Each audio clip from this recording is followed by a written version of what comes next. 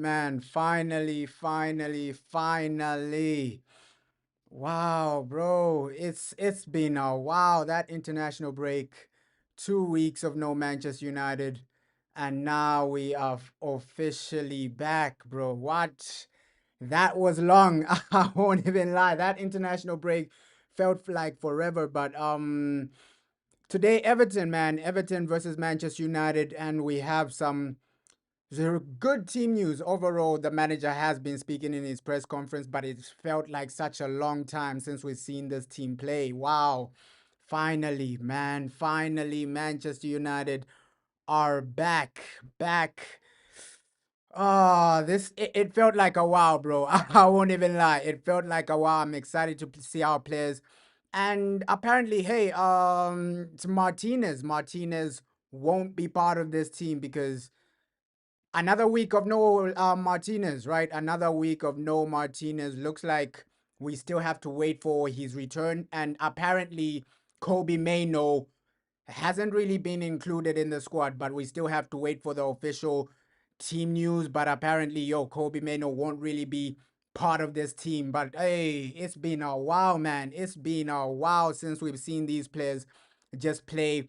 I think right now there's an opportunity, bro. There is an opportunity in the Premier League. Our next few games are winnable. And hey, Everton, you win this, you win against Crystal Palace. Who knows, bro? We can genuinely start gaining points. It's been such a long time since we've seen this team. 2 weeks is a long time, bro. 2 weeks is a long time, but Manchester United are officially back.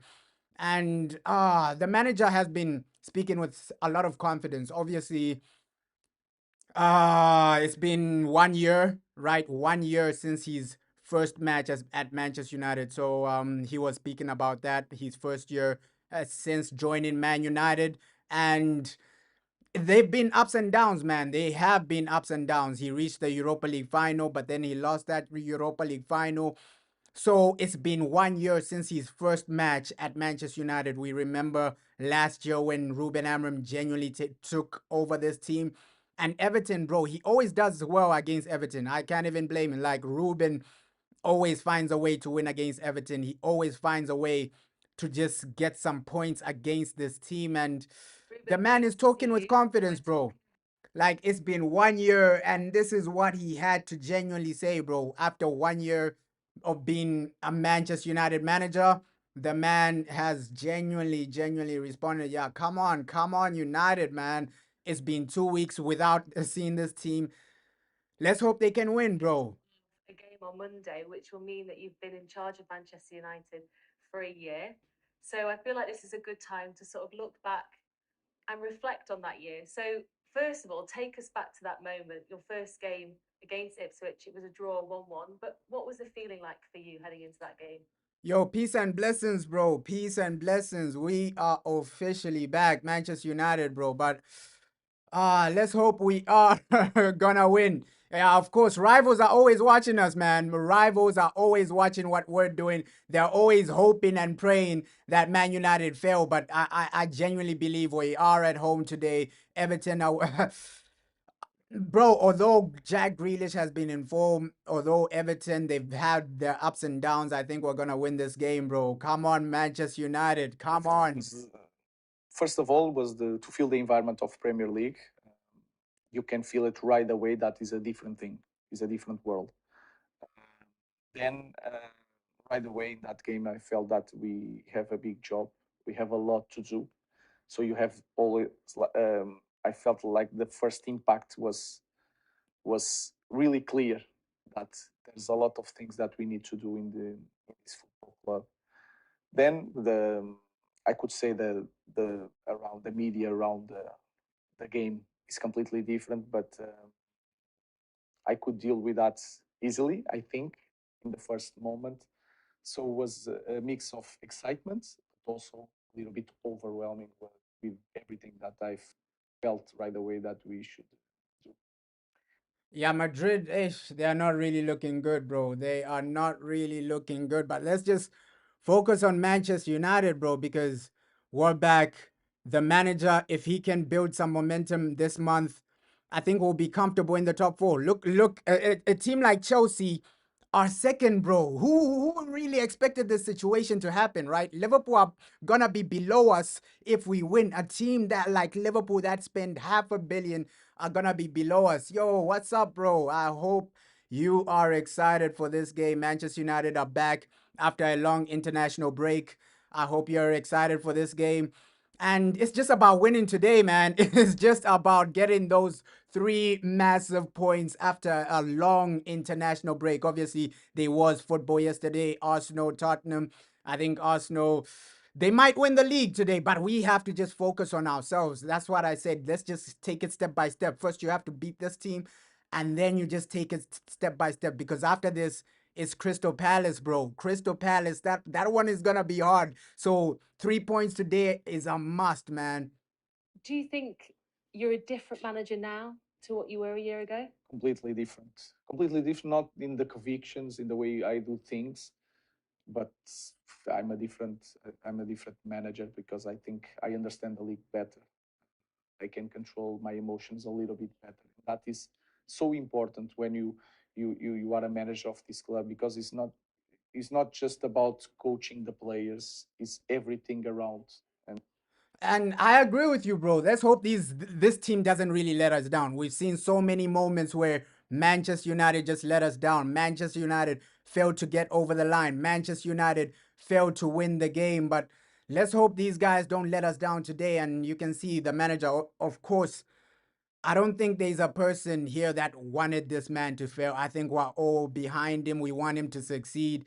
And I just said it. Let's take it step by step, bro. This season, it might be a roller coaster, but let's see, bro. Let's try to win this game. Let's try to win this game. You're saying, bro, Spurs scammed. Yeah. Oh, Spurs, bro. That Europa League final, I'm still regretting it because we could have won it. I blame Andro. No. We have to remember that Europa League final, bro. The goal Spurs goal, bro, that was Andre Onana's fault. Like, if we had a better goalkeeper, it's probably 0-0 that Spurs Europa League final, and then we go to penalties or something. But I blame Andre Onana. I also blame the attack, bro, as well. You're right. Like Garnacho, Hoyland, they were so bad. At least we've gotten rid of Garnacho, bro. At least we've gotten rid of Garnacho. Now we have somebody like Acuna.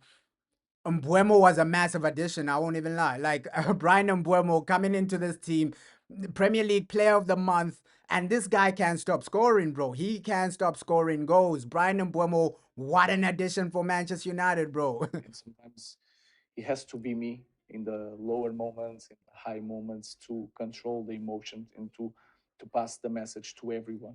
So in that department, I think I'm a different manager, and also I change a lot of things. And people say that I play in the same way, but I felt that I change a lot of things. So Ruben Amorim saying, hey, he does change a lot of things, right? A lot of people were criticizing that he sticks with the same formation, sticks with the same players, sticks with Diego Dalot. I hope he does change Diego Dalot, because I think fans have seen this season that, hey, moving forward, we need to move away from Diego Dalot, bro. Yeah, Shea Lacey, he's also in the team. He's also in the team. I forgot to say that as well. Shea Lacey, apparently he's also in the team, and Cheetah Obi apparently will be in the squad as well. So Ruben Amorim selecting some academy players as well, right? Cheetah Obi, Shea Lacey, both of these guys can get some game time, because we know the situation with our boy Benjamin Sesko. He has an injury. He'll be out for like 3 weeks. So it'll take some time for him to come back, bro. You're saying you also blame Amorim as well because we're a go down. Yeah, Ruben didn't help us in that Europa League final. We were a go down, and then but it is what it is, bro. It's the past. Let's just focus on now, bro, because focusing on what happened in the Europa League final, it'll just give you stress, bro. I won't even lie. Those situations, they will just give you stress. They will just give you a headache. And as Manchester United, let's just move forward, bro. Let's just move forward. You're saying you hope Semedo chooses us. Are we even gonna go for him? Because the way reliable journalists, they're saying he's leaning towards a Liverpool move, bro. He's leaning towards a Liverpool move. Apparently, according to somebody like Ornstein, Man United are only focused on midfielders, bro. So I don't see us going for somebody like that, unless there is a shock, bro. Unless there is a shock, man, because yeah, I think he's a Liverpool fan. Apparently, the guy is a Liverpool fan or something like that. So we just have to wait and see, man. Because I understand this is a different league and I have to adapt. Do you think your life has changed as well? Of course, you say you've changed as a manager, but in terms of your actual life experiences, do you think that's different now? I think, of course, it changed a little bit, especially when I go home or I travel. But the funny thing is that in England, I feel free to enjoy my life and I do the basic things. I go get my kids from school, I go shopping, groceries. I can do all that and nobody cares about me. And that is it's something that you cannot buy. It's so important for me, for my family, and especially for my kids. Yeah, bro. I agree with you. Like Brentford do have some good players, bro. He's a talent, but how you doing, bro? How are you doing? Hope you're doing well. Hope you're excited for this game. Man United back after 2 weeks. We've had to wait, bro. That international break was a bit boring. Of course, football is back right now. Monday night football, Premier League. We're back in the building, bro. We are back. Manchester United, bro. To feel that we have a normal life. So my life didn't change so much in that regard to that. It changed when I travel and I can feel that the name of Manchester United is you have no privacy and you have to be ready to encounter the fans and I'm happy to do that. And with Ruben, I trust him 100%. I wouldn't say I trust him 100%, but I think he can turn it around with time, right? With time. At first, after that Europa League final, I was losing my mind. Obviously, Onana as well. At least after we got rid of Onana, you can see the results are getting a bit better, bro. I think since we added a new goalkeeper, since Lamens has come in, of course we were drawing a lot of games, right? We've drawn some games, but since Lamens starting, it's looked a bit better, man. I won't even lie. I won't even lie. Since Lamens has starting for Manchester United, because we have to remember Arsenal game, it was Altay, Man City game, it was Altay by India as well. So since the guy got a goalkeeper, you can see the results have improved, but we still have a long way to go, bro. Let's just focus on this one. Just saying Garnacho to you is that player that he does play bad, bro. I'm just happy that we were getting rid of Garnacho, bro. We got rid of players like Garnacho, players like Onana, bro. Look back at last season. Like genuinely, just ask yourself this. If we had a better goalkeeper last season, I think we accumulate a bit more points. If we had somebody like Brian Mbomo, I think he scores way more goals for us. So we're in a better space right now. I think the first few games it was shaky. Obviously, Grimsby Town, there's no excuse for that, right? There's no excuse for Grimsby. We're losing against Grimsby, but after Ruben has gotten like a goalkeeper, I was losing my mind as well, man. I was losing my mind, but after he got like a goalkeeper, you can see Lamens. We got like 3 wins in a row after Lamens came in. So it's looked way better, man. I won't even lie. It's looked way better. It's looked way better. Yeah, and Diego Dalot is still there. So we still have problems in the team, but we got to fix some of these problems. Obviously, midfield, fix that midfield, maybe January, summer transfer window.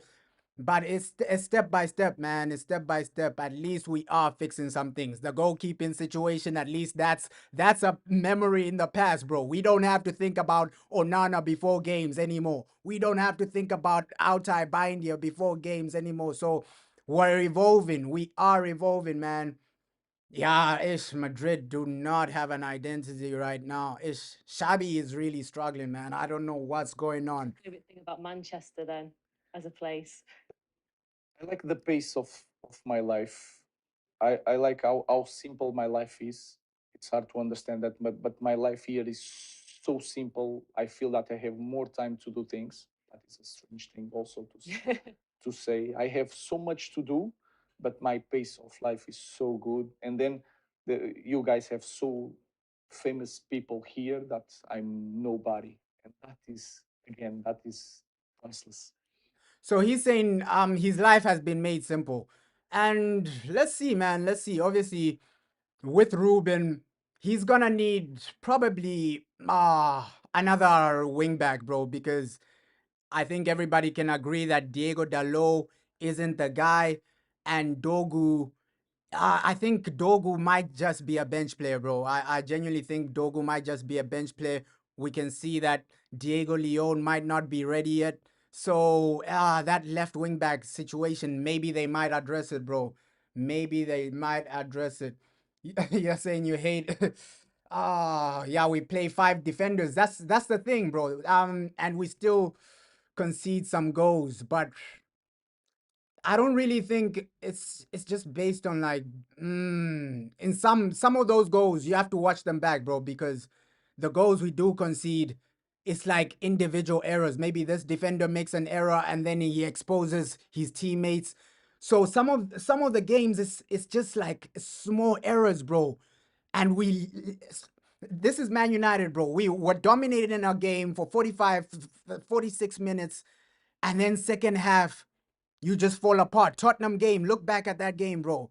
We were really in control for majority of that game, 1-0 up.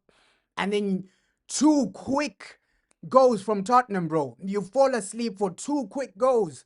So, I just blame the mentality of the players sometimes, bro, because why can't you keep that consistency throughout the game, bro? That's my question, man. That's my question. Yasin, please tell me about the news about Chouameni. Yeah, apparently Chouameni, bro. Apparently Chouameni to Manchester United. This was coming from BBC Sports. So BBC Sports, they did an article saying Manchester United will continue to pursue midfielder Chouameni despite Spanish club rejecting offers of 90 million. So according to BBC Sports, last season, Man United, their 90 million euro bid was rejected. So BBC Sports, according to BBC Sports, they did an article saying Man United will go back for Chouameni. Let's see, man, because with BBC Sports, they're up and down, bro. They are up and down, but that was what they were reporting, bro. BBC Sports, they did an article about Chouameni. Man United will continue the pursuit. We know that Omar Barada loves the player, so well, let's see if there's any truth. But we know a midfielder will come. It's either gonna be somebody like Baleba. I think Baleba will be the main guy. I genuinely do believe Man United, we might just go for two midfielders, man. Two midfielders. Would I give Casemiro a new contract? Bro, not if we get like new players, bro. Because let's just think about it, right? If let's just give an example. Somebody like Baleba comes, somebody like Adam Wharton comes. So that those are 2 new midfielders. You still have the situation of Kobe Mainoo. He's still in the team. Probably Bruno Fernandes might stay, right? And probably you might also have like academy players you're still putting into the team, right? They still Sekou Kone coming in. So keeping Casemiro for another year, unless we don't sign any midfielders, I wouldn't really give Casemiro a new contract, bro, because if you do start, let's just give the situation that Man United do sign those 2 midfielders, right? You have 2 new midfielders, and then you have Sekou Kone as a bench option. You have somebody like Kobe Mainoo, so we'll have so many options, bro. I think it might just be time to say goodbye to one of the two, Bruno Fernandes or Casemiro. One of the two has to go because you have new options, bro, and you still want to bring in some academy guys as well, bro. You still want to bring in some academy guys as well. I don't know what happened to Varane, bro. I don't know what happened to Varane. Yeah, if we're gonna get like 2 midfielders, Casemiro might have to go, bro, because he'll barely play. That's the situation, bro. let's just say, yo, Baleba comes, Adam Wharton comes. This is a hypothetical situation, bro. If both of those guys come, will they be time for Casemiro to genuinely play? And you still have Kobe Mano, and you still have Sekou Kone, and you may have another academy midfielder coming into the team. So I think next season it might be time to just say goodbye to one of the two, either Bruno Fernandes or Casemiro, bro. I think we just have to evolve, move forward, and rebuild this midfield, man. You're saying Varane should still be playing, man. Yeah, that guy's injuries, bro. His injuries messed him up, though. His injuries, he retired. Damn, his injuries actually messed him up, Varane. But he had an okay career at Man United, bro. FA Cup. He won like some good trophies, bro, and he had some great moments. Obviously, he won't go down as a Man United legend because he never won the Premier League, he never won the Champions League, but he still had some great moments for Man United, Varane, bro. I won't even lie. I won't even lie. You're saying, do you think it's safe to get Carlos Baleba with his recent form? I think his recent form is just down to Man United just telling him, yo, we want to get you on a cheap, just have some poor performances. I think that those situations really happen in football, bro, because you can see Carlos Baleba, he's acting professional, but it's killing him, bro. It's killing him. It's hurting him that he hasn't gone to Man United yet. It's really hurting the man that he hasn't really gone to Man United. So obviously that will affect his performances. When a player is not happy, you can see that, okay, their performances will be up and down, bro. Their performances will really be up and down, bro. Bro, yeah, hey, this match is gonna cook, bro. This match is gonna cook, but team news apparently in 15 minutes. So 15 minutes, I will put the team news on the screen. At least Man United, we are officially back. Let's see who the manager does select. Sesko isn't really in the team. We know the injury with Sesko. Apparently, there might be a doubt with Cunha starting. Apparently, Cunha might not start. He might just be on the bench. So let's just see. 15 minutes, the team news will be out. I'll put that on the screen. And, bro, might just be the same defense, right? The same defense as the previous game against Tottenham. The manager might stick with Harry Maguire. He's definitely going to stick with somebody like Delit. Delit is a guaranteed starter. Of course, Bruno Fernandes is going to start. So we already have an idea of who's genuinely going to start this game, bro. You're saying you put 40 million bid for Baleba. I don't think they would accept it, bro. Brighton, they want money for him, bro. They genuinely want some cash for Carlos Baleba. Like for them, it's just about accumulating some dough, accumulating some money. And I don't even blame them, Brighton, bro. They have like a great motto: buy players for cheap and then sell them expensive, bro. So it's working for them, man. It's working for them. You're saying Baleba did not make it clear, yeah, that he wanted to come, but he was insinuating it through his agent, bro. His agent was updating Man United a lot, man. His agent and the people close to him, his families. There was a situation during the transfer window where one of his family members, because Carlos, bro, he's African, bro. So he has like an extended family. So one of his family members did some other video. I think it was on TikTok saying, "Hey, Carlos Baleba wants to join Manchester United. That's his dream club. This and that." So, bro, I just think Brighton are holding him back, bro. Yeah, 100 million, man. 100 million, man. I don't think he should force a move, bro, because he's just trying to be professional with Carlos Baleba. I just think it's his personality, bro. Guys like Carlos Baleba, he's almost like, I'm not saying him and N'Golo Kante are the same, but Carlos Baleba, he's a bit professional, bro, because he won't force a way out. He won't force a move out. And 100 million, yeah, Brighton, bro, they're doing us dirty. They are doing us dirty. But that's how football is, bro. Everybody's going for over 100 M's. Everybody's overpriced. Everybody's expensive. So that's how football is now, bro. So I think if I have to say one thing is the pace of life. I think it suits me the way I want to live my life as a father. It's interesting that you say it like that because, of course, being the manager of Manchester United, it's a massive club. And of course, with that, a lot of people will talk, and that, of course, happens over the years. But how do you keep the pressure off, in a sense, when you know that there's a lot of talk about you, about the club as well, and about performances? First thing I'm always saying that is that I don't have social media and I protect myself. It's something that I don't see nothing about the game, especially in Apparently, these 2 weeks. I just watch different sports.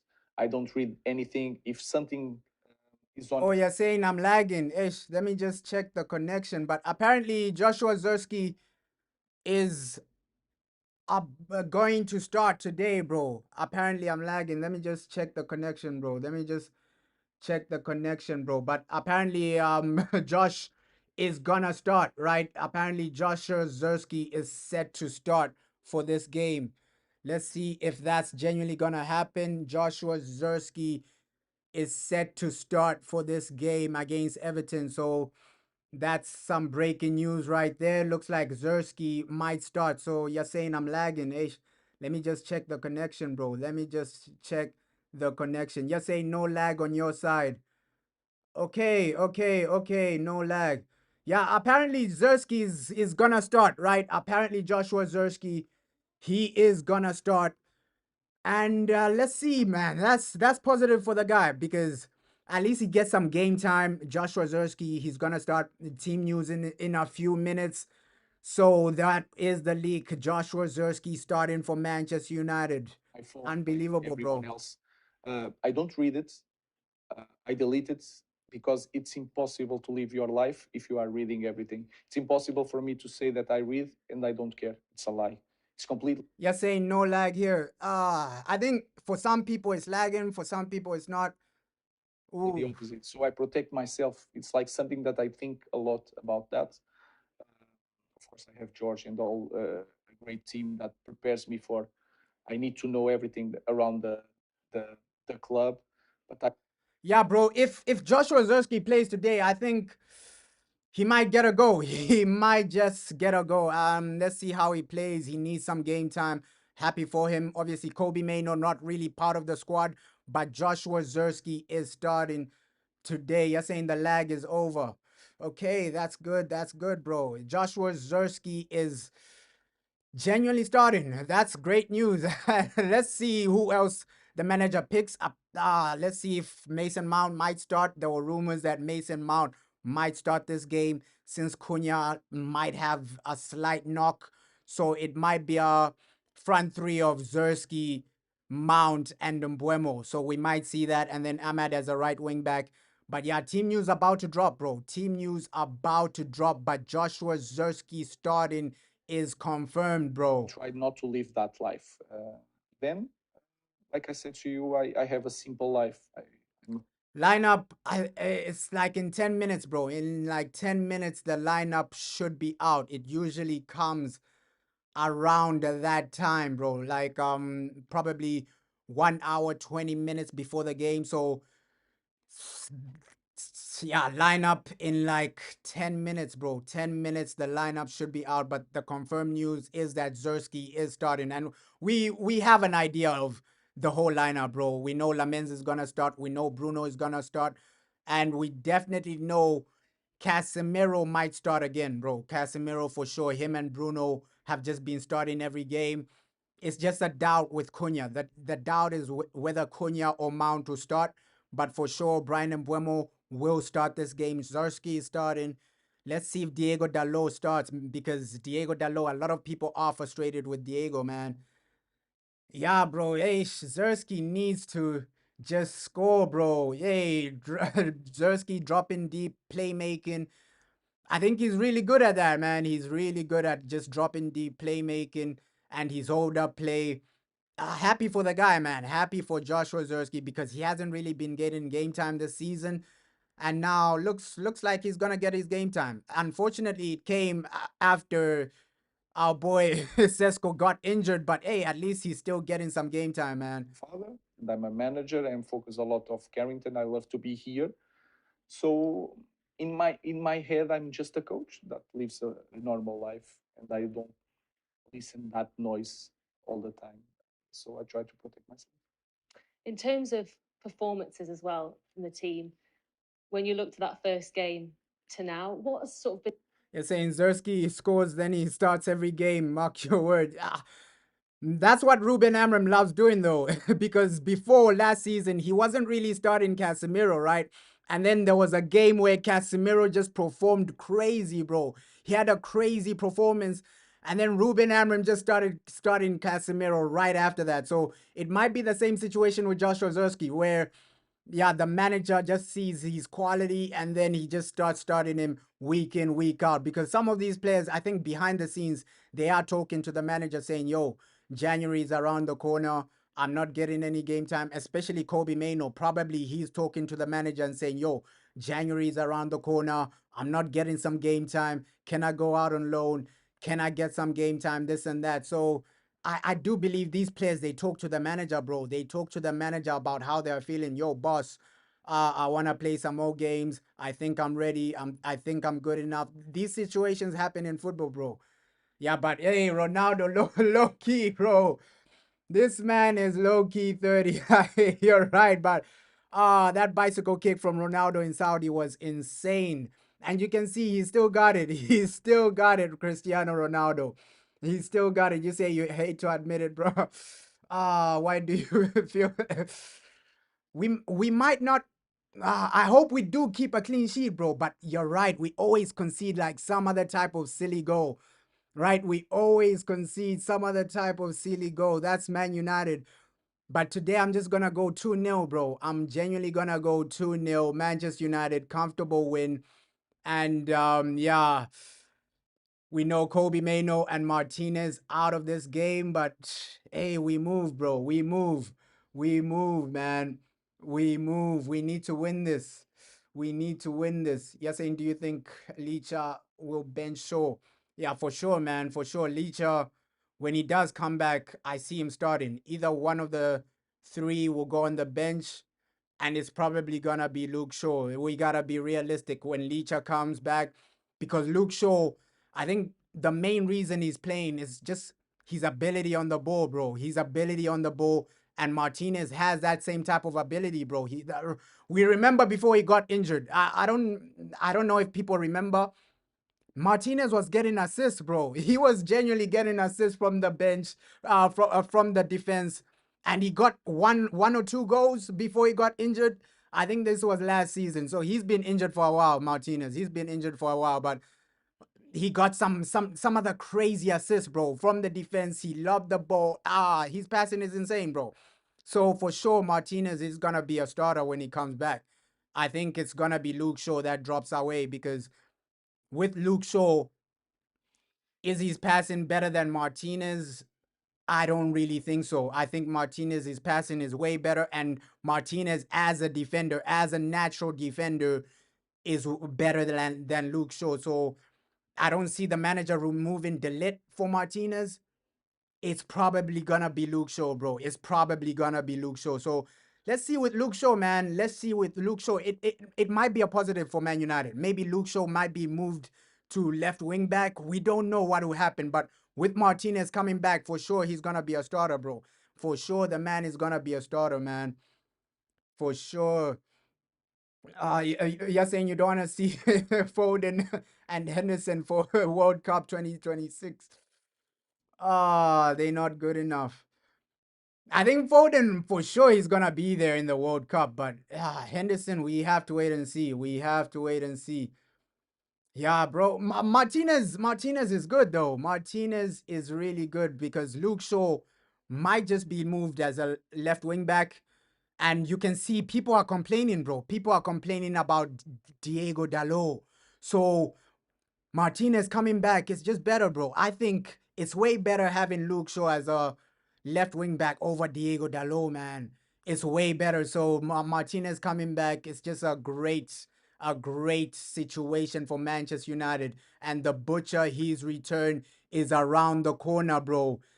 Looks like some breaking news, bro. Looks like Martinez is in the squad, right? Martinez is in the squad. Is he on the bench? Is he in the starting lineup? But breaking news, Martinez is in the squad. Wow, wow, wow, wow, wow. So first we had Joshua Zerski starting, but Martinez might be on the bench for this one. So, hey, Man United, we are officially back after an international break. Come on.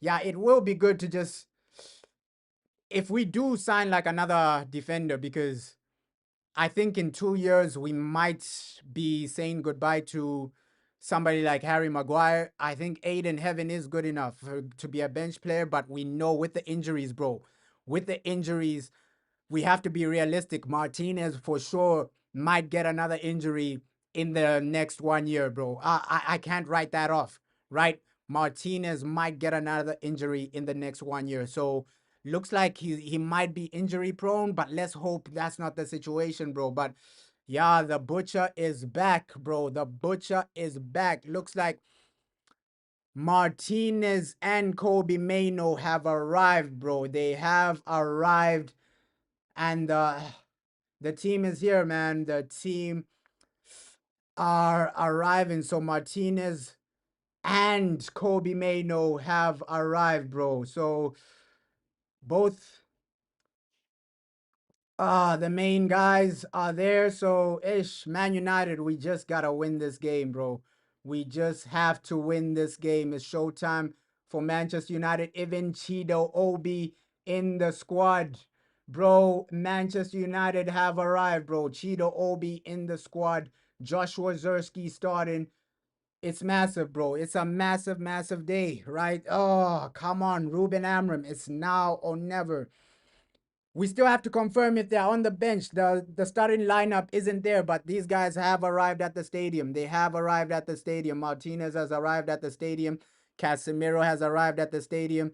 So we still waiting for the team news. Team news about to drop, bro. But Martinez, the butcher, has officially arrived, bro. The biggest learnings for you? Yeah, Eze was brilliant yesterday, bro. Eze is a he's an animal, man. He's an animal. That hat trick was impressive from Eze. He was impressive, right? Yeah, Martinez. The way you deliver the message. You need to be a little bit different because this is a different culture. Not all the players are really emotional, so I cannot deal with everyone like I dealt in the past, especially in Portugal. The culture in the dressing room is completely different. Then the pressure that they have a lot of pressure, they listen a lot of things, and you have to manage between that, around that. The butcher is So back, the bro. way The you butcher is back. I'm trying to get the video I started in of the way, players I change a little bit on the screen, but the butcher is back, bro. for them to understand. And then, like any other coach, I grew up watching the games, understanding the league, understanding the characteristics of my players, and I changed the way I play football. If it's a little bit more direct. You're right, bro. Teams this season are inconsistent, bro. Except for Arsenal. Arsenal are the only team that are keeping some type of consistency. That's why I have a feeling that top four is there for us, bro. Top four is genuinely there for Manchester United, bro. How to get the best of that player, how I need to behave, so that things I change a lot during this year. We're speaking now off the back of the international break, going into what will be quite a busy winter period. There's not going to be another international break for quite a bit of time. So, how important has this sort of 2 weeks been for you as a manager and for the rest of the staff as well to sort of reflect on the start of the season, but then also taking those learnings into this next part? Was it's always really important, and especially after. Yeah, ads are the worst part, man. Ads, bro. Ads are the worst part. So, breaking news, man. Breaking news. Apparently, Cunha is not with the team. He hasn't really arrived. So, breaking news, Matthias Cunha not in the squad for tonight. So, looks like it might be a situation where Mason Mount does start. I said that earlier. Cunha might be a doubt. There was rumors about his fitness, right? So Cunha not in the squad for today, bro. Cunha not in the squad for today. Yeah, I'm still shocked. Like Arsenal drawing to Sunderland, that is still a shock, bro. but they have been consistent, bro. They have been consistent. Yeah, disappointing, bro. Disappointing moment. Our boy Cunha isn't really with the squad today. So yeah, disappointing, man. Extremely, extremely disappointing, man. We wanted to see Cunha, but looks like his fitness isn't up to date. So let's see if it's serious or not, man. Tottenham, I felt that everyone, especially me, we were a little bit frustrated. It's not enough to be unbeaten. We need to win more games. We should have more points. So every person in our staff are trying to improve the small detail to help the players to be better. I use the time because I really enjoyed my job. I really focus on the game. I watch a lot of other managers, what they are doing, trying to steal some ideas, and I spend most of the times watching my team playing. And in this first training with the players, I have a clear vision where we need to improve to be a better team. So I just push myself, and I think the staff is doing the same. In this break, we can push ourselves into think like in the big picture, not to just focus on every game. We can understand where we at. That is a crazy stat. Manchester United are the only team that have beaten Sunderland so far. Crazy, man. Crazy, crazy stat. But we gotta win this game, bro. We got to win this game. Yes, Cunha isn't in the squad. Cunha, Sesko, they're not really there, but looks like Kobe back. Zersky is starting. And Martinez is there, bro. Martinez is there. You're saying we should be shocked that we lost, bro. Like Grimsby Town, everybody was upset about that. Everybody was upset about that. But we move, man. We move. FA Cup about to start. Obviously, losing to Grimsby, you never want to see situations like that. But let's try to do what we need to do today, bro. Let's try to win. Let's try to deliver. Let's try to just like, bro, it's about the 3 points right now. Other teams are so inconsistent. You can see even Man City are losing, right? Liverpool are gonna be below us if we win, if the 3 points come through, bro. So it's a massive game. I gotta keep it real, bro. You're saying Ruben Amorim was really serious when he said he wants to stay at Manchester United. You can see that the man does love Man United, bro. That's one thing I gotta give Ruben Amorim. He does want to succeed. He does love Man United and Shea Lacey as well in the team. So in the squad, sorry, he's not starting, but he's in the squad. So you can see, yo, he loves Manchester United, bro. And he was at Man United for a slight period when Jose Mourinho was there. I don't know if people remember that period where Jose was at the club. Ruben Amorim was training under Jose Mourinho at Manchester United. So he knows a bit of Man United, bro. He wanted to coach this. He loves the club. He wants to be successful, bro. Let's win today. Let's win today. You're saying, but he's still a fraud. Yeah, let's see, bro. Let's see. Let's see. I just want us to win, bro. I genuinely just want us to win. Everton at home. We gotta do this, bro. Where we want to go. Currently 5 games unbeaten in the Premier League going into Monday night's game. When you look at those 5 games unbeaten, what differences have you seen to sort of get that momentum going? I think is the belief of the players, because when you win games, there is something that I cannot control. I can trying to show them, I can say it, but they need to feel it. And after Liverpool, they felt it. And you can sense that in the game of Brighton. Was not a different system, was not in different position, was a different belief. And he's saying, yo, after Liverpool, I think that's where we got our confidence, bro. Beating Liverpool, and then we went on a 3-game winning run. Obviously, the other 2 games we drew them.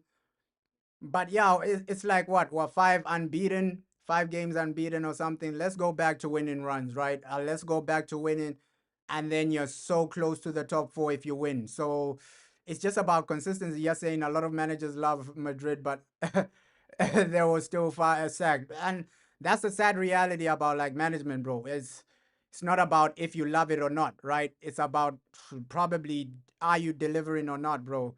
Are you delivering or not? Not yet, bro. Not yet. The team news not yet out. It's just a few more minutes, bro. I don't know why they're delaying it. I do not know why they're delaying it. Yeah, usually they don't really delay it like this. Maybe it's because the game is late or something like that. But I don't know why the team news isn't really out yet. You're saying you feel bad for Cunha doing yeah, the media, bro. I'm seeing the videos as well. He's doing so much PR, so many videos, so many interviews, almost as many as Ruben Amram. You're right, bro, because hey, it's like every 3 days there's a Cunha interview or Cunha exclusive, things like that. So maybe he signed up for it. I don't know why other players aren't doing as many interviews. It's mostly Cunha because with Mbuemo, we saw maybe 4 or 5 maximum, bro. Maybe 4, 5, 6 maximum, right? Sesko, we've barely seen interviews of Sesko. Looks like Cunha is the guy where the media love him, bro. The media are really going after him with interviews, bro. Yeah, ish. We spoke about that. Matthias Cunha not included, bro. We spoke about that. Apparently, it's physically some other physical situation with him. But I expect him back next week, bro. I don't think it's gonna be like a major situation, a major injury. Let's see, because usually the manager doesn't leave guys like Cunha out. So for Cunha not to be in the team, in the squad, sorry, it means that a massive situation happened. Team news officially out, bro. Team news officially out. Looks like Lamens, Lenny Euro, delete. Let me put this on the screen, bro. Team news officially out. Different pace, different intensity. So I think was the win. If you win one time and then you repeat that feeling, you feel more confident and you play in the different ways. That I think was the biggest difference. A player that has coincided with this 5 game unbeaten run is your goalkeeper, Senna Lamens, who seems to have really fit in very well into the team. So, what's he like as a player and as a person as well? What does he bring to the team? He's still really shy. He's really composed. But you can see everything that you see. Sometimes you have one player that is different inside the pitch. Sen is completely the same. So it's really calm. Team news Always officially out, man. Mason Mount on the bench. Nice guy, but he's shy. That Wow. Mason Mount on the bench, Kobe Maino on the bench, Ogate on the bench, and it's all the players we expected to start, right? Okay, team news. This team is good enough. Let me put this on the screen, bro. Let me put this on the screen quickly. Team news officially out. Delete Bruno Fernandes. We knew these guys were gonna start. A lot of these players were gonna genuinely start today. So there we go. Lamens, Mazraoui. Mazraoui is back in the starting lineup, and Delete. Of course, Delete was gonna be starting regular. Bruno Fernandes, Zerski, that's a massive one. Dogu starting as a left wing back. Lenny Yoro in the defense. Amad Diallo, right wing back. Casemiro, Mbuemo, and Luke Shaw. So it's a good team, man. It's a genuinely good team. Looks like Amad might be a number 10, though. Looks like Amad might be a number 10 today. Looks like Josh will be the striker. Amad and Mbuemo playing as the number 10s. And then Bruno next to Casemiro. It's a good team. Looks like Mazraoui might be that right wing back. He might be that right wing back. Luke Shaw in the back three. Yeah, looks like it's gonna be a back three of Lenny Yoro, Luke Shaw, and Delete. So yeah, Ahmad in the number 10, bro. Ahmad in the number 10. Joshua Zerski, the striker. Mbuemo number 10. We can win the game with this team, bro. We can genuinely win the game with this team. Looks like Harry Maguire has really dropped out. Mason Mount on the bench, Ogate on the bench, Lacey on the bench, right? So that's good for the academy player. Of course, we expected Aiden Heaven to be on the bench. At least Diego Dalot is on the bench as well, bro. So come on. Hey, Martinez the Butcher as well, bro. Martinez the Butcher as well. You're saying you heard Onana say he hasn't given up on Man United. Onana is delusional, bro. Onana is delusional. He's done at Man United, bro. He's genuinely done. I don't know why he's giving interviews saying I haven't given up on Man United. We've given up on you, Onana. We've given up on you. Come on, bro. The man is delusional. I haven't given up on Man United. We've given up on you, bro. It's time to sell you, man. It's genuinely time to sell you. But yeah, fourth place is waiting for us. We need a win today, bro. Malasia not really. Yeah, Malasia is on the bench, bro. Malasia is on the bench. Let's see if it will come on. Because apparently, regardless of what happens, Man United are still gonna sell Malasia in the summer transfer window. But he might get some game time this season, probably when the FA Cup starts.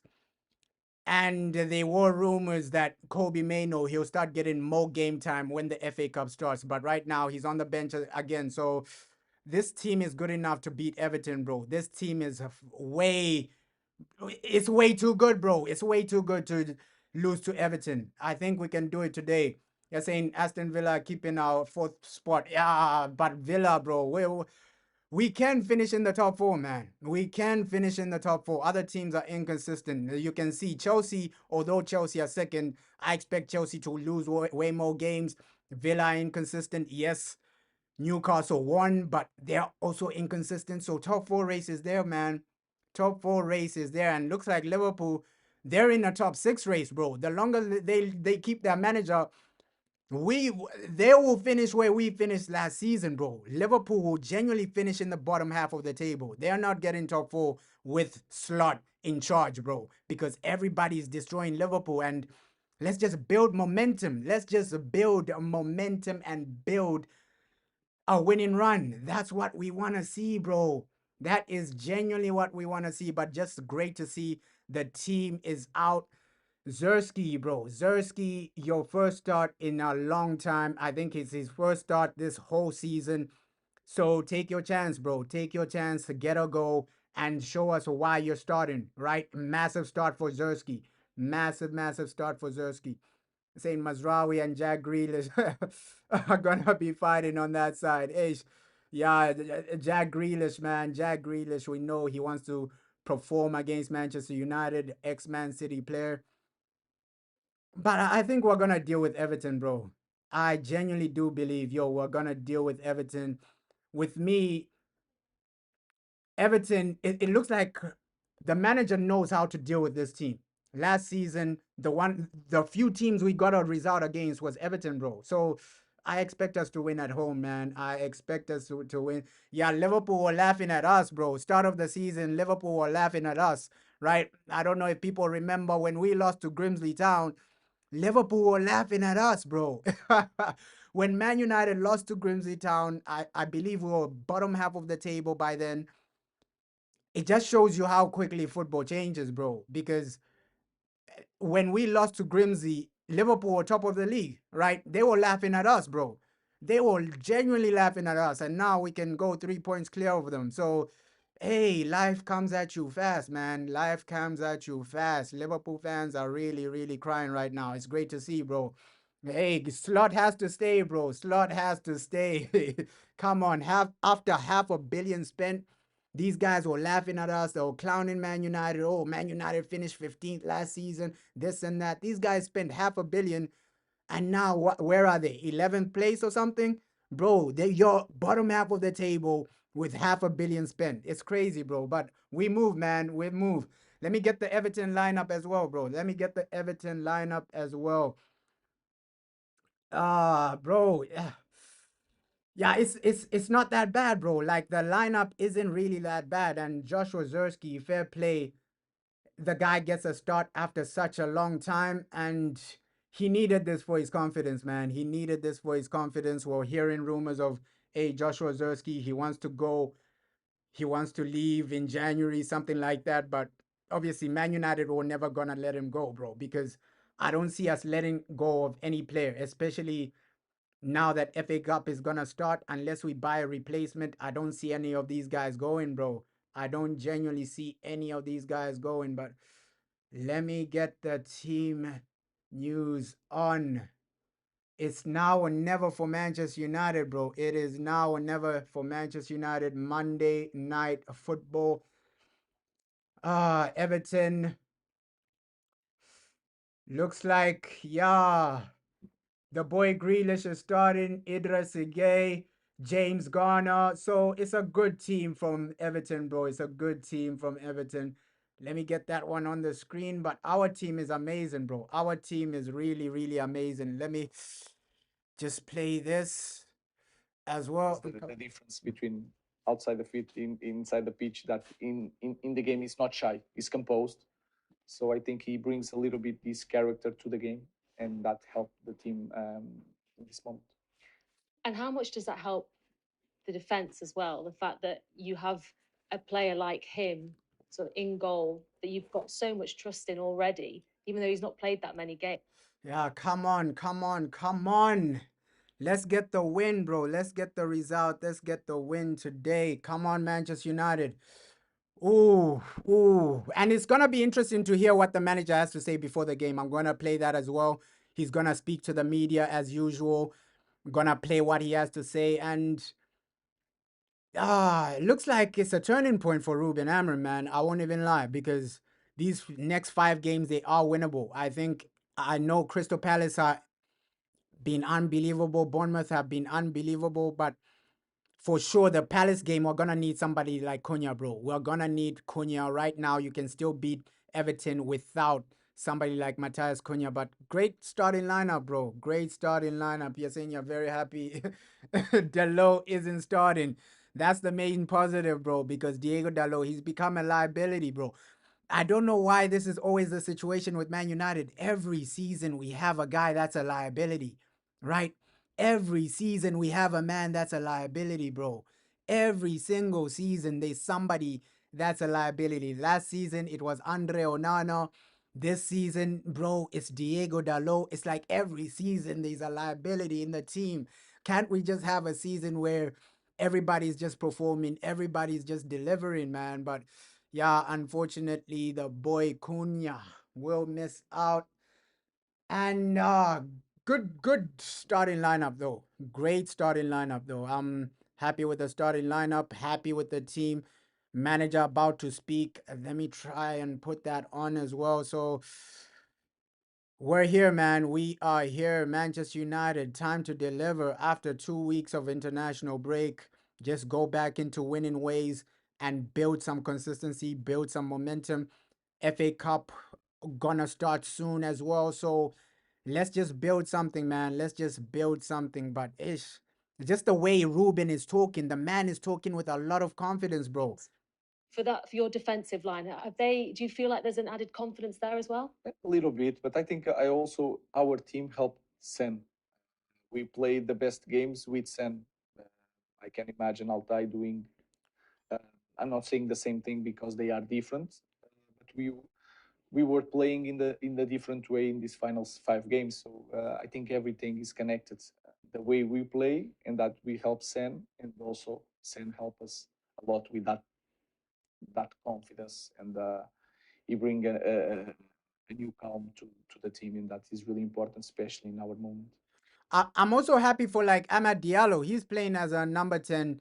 You can see Amad and Mbuemo, they're building such a great relationship together, bro, because now Ahmad getting some assists, but I'm happy that he's playing in his favorite position, because he did an interview where people were asking him, yo, Amad Diallo, what's your favorite position? Sometimes you play as a winger, sometimes you play as a right wing back, sometimes you do play as a number 10. He said, no, my favorite position is number 10 because of Messi, this and that. So looks like his favorite position is a number 10, bro. With Amad Diallo, he idolizes Messi so much. So you can see all the positions Messi plays, he wants to play them right winger, number 10, things like that. So he's playing in a position he loves, man. He's playing in his favorite position.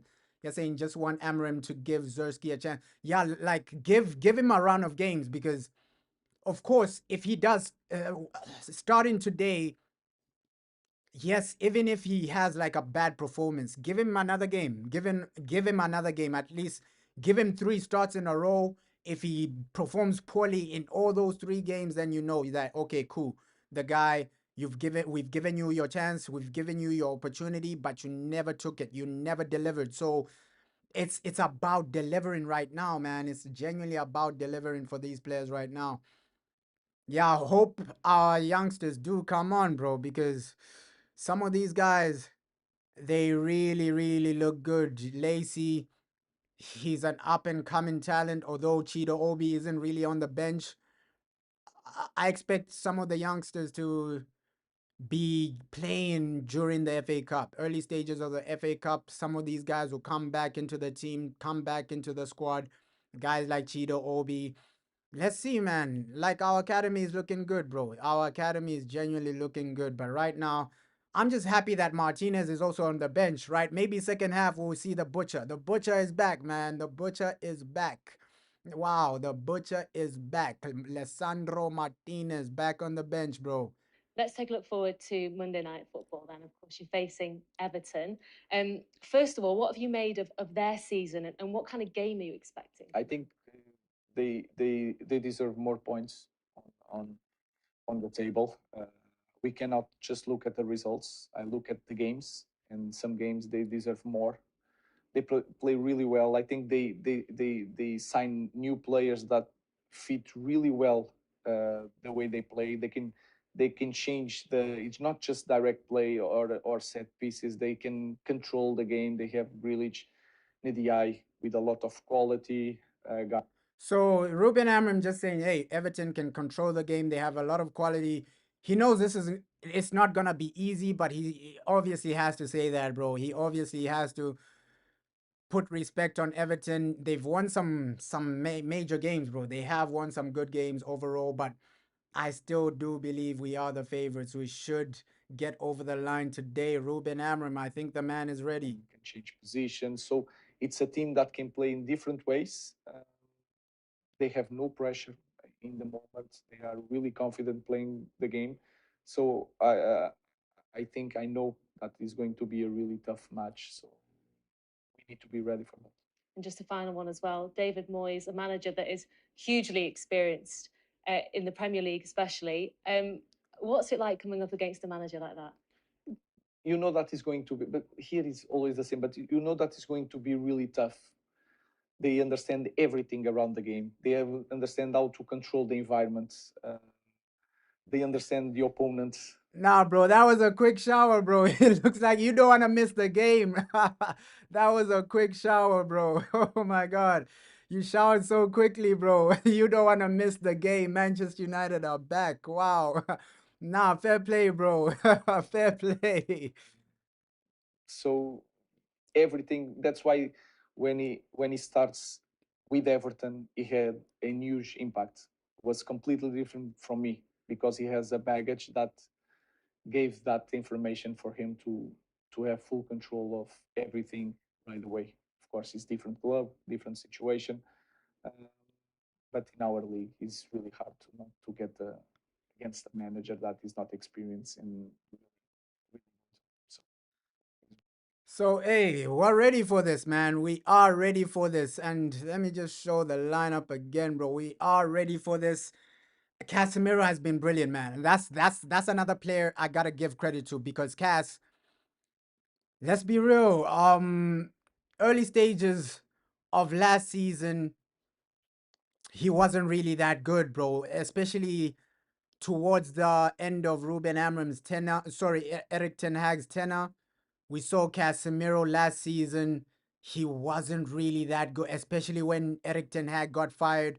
Early stages of Ruben Amram, Casemiro wasn't really starting games, right? Ruben didn't really want to start him, and then something just clicked. This man, I think the past probably 5 months or something, he's been insane, bro. Like Casemiro is this season. And you saw it against Grimsby. He didn't start. He didn't start. I think it was Kobe Mano who started against Grimsby. So you can see the difference Cass has been making. The only thing is that, hey, we should have gotten this guy when he was in his prime. We should that's why I'm shouting for Baleba, bro. Yeah, Amarim looks relaxed, bro. He looks relaxed. He looks calm, collective, and Loki. I think he knows. He knows that it's obviously a massive game for him. He knows that we can do this, bro. He knows that we can get over the line. Yeah, hey, Maino and Lacey, that would be a crazy, crazy combo. Academy FC, man. Academy FC, Manchester United Academy players. Nah, that would be beautiful. That will be beautiful when Lacey just touches the field because we all want to see that. Like our academy graduates just playing football, playing for Manchester United. It's gonna be unbelievable. But yo, we're back in the building. Football is back. Manchester United are back, bro. Manchester United are back. You're saying you're happy for Patrick Dogu. He deserves to be in the starting lineup. I agree with you, bro. Like Dogu, after those poor performances from Diego Dalot, I think it's justified that Diego is on the bench right now, right? Dogu, he deserves it. I think previous game he wasn't too bad, but he can still go to another level, Dogu. But he's having better performances than Diego Dalot, man. I won't even lie. Yes, Dogu will mess up a lot, right? He will mess up a lot, but he's making the right runs. He's really doing the right things in a lot of moments. So we just gotta take it step by step, bro. We just gotta take it step by step. And this might be the last season for Casemiro and even Bruno Fernandes, bro. This might be their last season. We might completely see a different midfield next season. But right now, while these guys are still there, help us get top four, man. Casemiro, if this is your last season, help us get top four. Bruno, if this is your last season, help us get top four. Because it looks like we're gonna buy minimum two midfielders, right? At least minimum one, right? Minimum one midfielder is coming in. Let's see if we can get two. So it looks like it might be their last season. Casemiro, Bruno Fernandes, just give us something great, bro. Give us something amazing, right? Give us something amazing in your last season. But yeah, yo, you're saying Holland was so poor against Newcastle. Like that's the thing with Erling Haaland. He's been performing so well. Of course, there'll be games where he's just not on the he's just not performing well, bro. Like he's only human, bro. The Haaland is a human. He's not a bot. He's human. So there'll be some games where he doesn't score or he doesn't really turn up with a contribution for Manchester City. He's only human, bro. He's only human. I know we call him a robot, but yeah, Haaland, he'll have some games where he doesn't score, bro. He'll have some games where he doesn't really score, but it's looking good for United, bro. It is looking good. The formation is good. I think next season will be better. What improving the team step by step, bro. I have always that feeling. I think it's also my job, especially in our club, to always have that feeling. That give me the sense of urgency in every training that I have. Then again, playing every game in Premier League, you can sense that everything can change so fast because all the teams can win any game. And if you see the bottom, they have a lot of points. So everything can change in one moment. So I don't like to say the storm is over, but we are prepared. We are more prepared for any storm in this moment. So let's take this sense of urgency to every game. So he's saying we're more prepared this season, right? He's more prepared.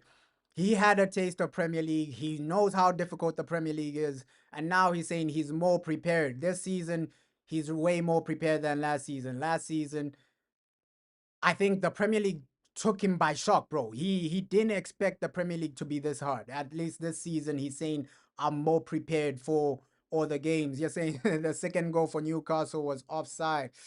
It is what it is, bro. I'm just happy that Man City lost that game because hey, it's been a while since Man United have finished above City, and looking at Man City, they're so inconsistent. We can't even write it off that they finished below us, bro.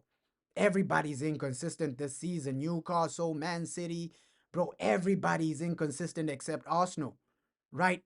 Liverpool are finished, bro. Liverpool are finished. I'm not even focused on Liverpool, man. Right? I think, hey, Liverpool, the best they can do is probably conference, especially if they don't fire the manager. Reverse of that, if anything can happen. It's not everything. We didn't won the last two games. So I think like that. I don't think that we are unbeaten 5 games ago. In my mind, we don't win a game. We are going to the third game, and the last two we didn't win. So that is my feeling. Yeah, you're right, bro. City don't really have their game changers. I think KDB, especially in his prime, was a game changer. Gundogan was a game changer. You can see it's a transition for Man City, right? It's a completely different team. Their main stars, their creative players like KDB, Gundogan, Mahrez, they left, right? When they won that Champions League, I think that was an unbelievable team for Man City. And now you can see, obviously, hey, the players they have are quality, no doubt about it. Ryan Cherky is a quality player. Bro, a lot of their players are quality. Doku, he's a quality player. But overall, they had better players, bro. They had better players. I'm happy with the decline of Man City. And don't get me wrong, I'm happy, bro. I'm happy that they're not winning games, right? I'm happy that they're not winning games, but it's a transition for them. It's a transition for them. Obviously, it will decline at some point. You're saying Lamens, please try keep a clean sheet. We need a clean sheet from the team. I just believe it's a defensive thing, bro, because Lamens has been making some great saves. I've been impressed with Lamens, especially with corners, bro. Wow. We've been starving so much, right? I remember the days of Altay Bindia. This man couldn't really save anything from a corner. And now we have somebody dominating the corners, dominating the ball, right? And making saves. So Lamens is a massive improvement from what we had, bro. We had Dumb and Dumber too. Onana and Altai Bindia, bro. Those guys were a liability, man. Those guys were a liability. So at least we've improved in that aspect, bro. We have genuinely improved with that aspect. Yeah, bro. Hey, Xavi Simons, he's really underperforming in the Premier League. And that's the thing. That's the thing. Some of these Bundesliga players, they come into the Premier, especially Bundesliga midfielders, right? Bundesliga midfielders, they come into the Premier League and then they don't look as good. That's why some part of me is saying, okay, Stiller, he's doing well, bro. He's doing well in the Bundesliga, but ish, I think Man United with midfielders, let's just do what we did with the attack, bro. You can see how Brian Mbeumo is doing, Premier League attacker. Just get a midfielder like Beleba to be safe, bro. Going into the Bundesliga to get a midfielder, it might end up like Xavi Simons, bro.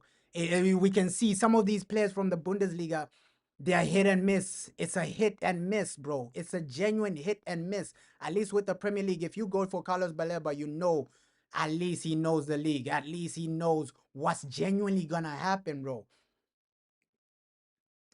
You're saying, yeah, Chelsea did dodge a bullet. Chelsea dodged a bullet, man. Chelsea dodged a bullet. But you believe he will do well. Nah, let's see. Let's see with Xavi Simons. He's there to stay low key. With Tottenham, they're probably gonna give him time, but eventually he'll settle in. But oh, Bundesliga players are hit and miss, bro. They are a hit and miss, bro. Hi, Ruben. To leave the club in the decision. The first thing is that the club comes first place. So we have to think about the club and the team, and then everything can happen. And I was a football player. I understand everything, and I want to help my players in every situation. So I don't know what is going to happen. I want my players happy. I understand the frustration of some players seeing that the World Cup is there, and I know what it means for the World Cup. But Manchester United comes first. So he was talking about Kobe Mano there. Okay, I understand the frustration. World Cup is coming, but Manchester United come first. So that was genuinely a quote about Kobe Mano. Let me play that again, bro. That was obviously he didn't say Mano's name, but we know it's Kobe Mano, bro. We know it's about Kobe Mano. Let me just play that. And I want to help my players in every situation. So I don't know what is going to happen. I want my players happy. I understand the frustration of some players seeing that the World Cup is there, and I know what it means for the World Cup. But Manchester United comes first. So if I can help the club and the players, I will be happy. If not, I have to think about the team. So he's saying, hey, Manchester United come first. He knows that World Cup is coming, but he has to pick a team that he thinks is gonna win. So that was he didn't say Kobe Maino's name, but we know that's about Kobe Maino, bro. We know that's about Kobe Maino. Obviously, he's saying World Cup is coming. He knows their situation, but he has to pick the team first. And it is what it is in football, man. It is what it is in football. If you're not getting selected, it is what it is with Kobe Maino. You just have to look at the situation and just accept it sometimes, man. Just accept it sometimes. The manager isn't starting you. It is what it is. It is what it is. Yeah, Liam Delap. Thank God we didn't really get him, bro. Thank God we didn't really get Liam Delap because he's struggling for Chelsea. Bro, we really dodged a bullet with Liam Delap, right? And according to reports, apparently he rejected us. But thank you for rejecting us, man. Thank you for rejecting us because you are poor, Liam Delap. You are really struggling and flopping, man. You are really struggling and flopping. Yeah, Langa, man. Langa to Italy. He would cook low key. He would cook low key. He would cook low key. You're saying look out for Maino during AFCON. Yeah, AFCON might be the time when Kobe Maino gets his game time, especially if a situation. Let's see how long Sesko's injury is for, because people are saying 3 weeks, but hey, that's 3 weeks. And then we remember with Martinez, bro. People said, hey, last month was the month where Martinez was supposed to make his comeback, right? But then it was extended. With these injuries, you can never predict, bro. People can say 3 weeks and then another week is added on to Sesko. So with these injuries, nothing is guaranteed, bro. Nothing is genuinely guaranteed. I think we can add in the future. I don't know when, different characteristics. The same thing that our thinking in front sometimes is not the quality of the players, the characteristics of the players, and we can improve in some areas in our club. But I'm happy with the guys that we have in the moment, and I think they have so much more to give. So it's my job to think about them, not the other guys that are not here. So we heard him say this as we heard Jason Wilcox say this as well. Okay, the characters of the players. Yes, the players might have talent, but for you to come to Man United, it's the character as well. So Ruben Amorim saying the same thing. Okay, we look at the characters. They said this about Brian Mbeumo. We bought Brian Mbeumo because of the character of the man, right? We saw the character of the guy. He's always training. He's always on time. He's not because we've signed so many bad players, bro, with bad characters, bro. Like Jadon Sancho is an example of that. With Jadon Sancho's character, you can see it for Aston Villa as well, bro. Like the guy, bro, he's a menace off the field. Jadon Sancho, he's a menace off the field. So of course, Jadon Sancho has quality, but the character of the guy, man, he just doesn't have the work rate. That's why he's flopping in the Premier League. The work rate isn't really there, and you just need somebody with one, the mentality, two, the work rate, and three, the talent. I agree with Ruben Amorim, bro. One of those players.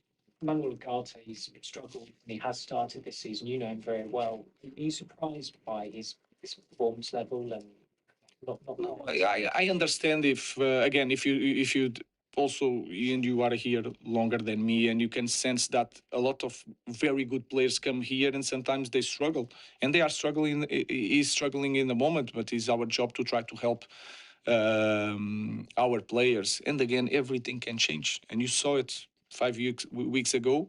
The environment was completely different. So. I know that Ugarte is struggling in the moment, and my job is trying to help him to feel as a player like I felt when he was a Sporting player, for example. But it's a different world, and he needs to adapt, and he needs to improve, especially in training. So he's saying he's explaining why Ugarte isn't really starting, right? He needs to improve in training, and it's a different world.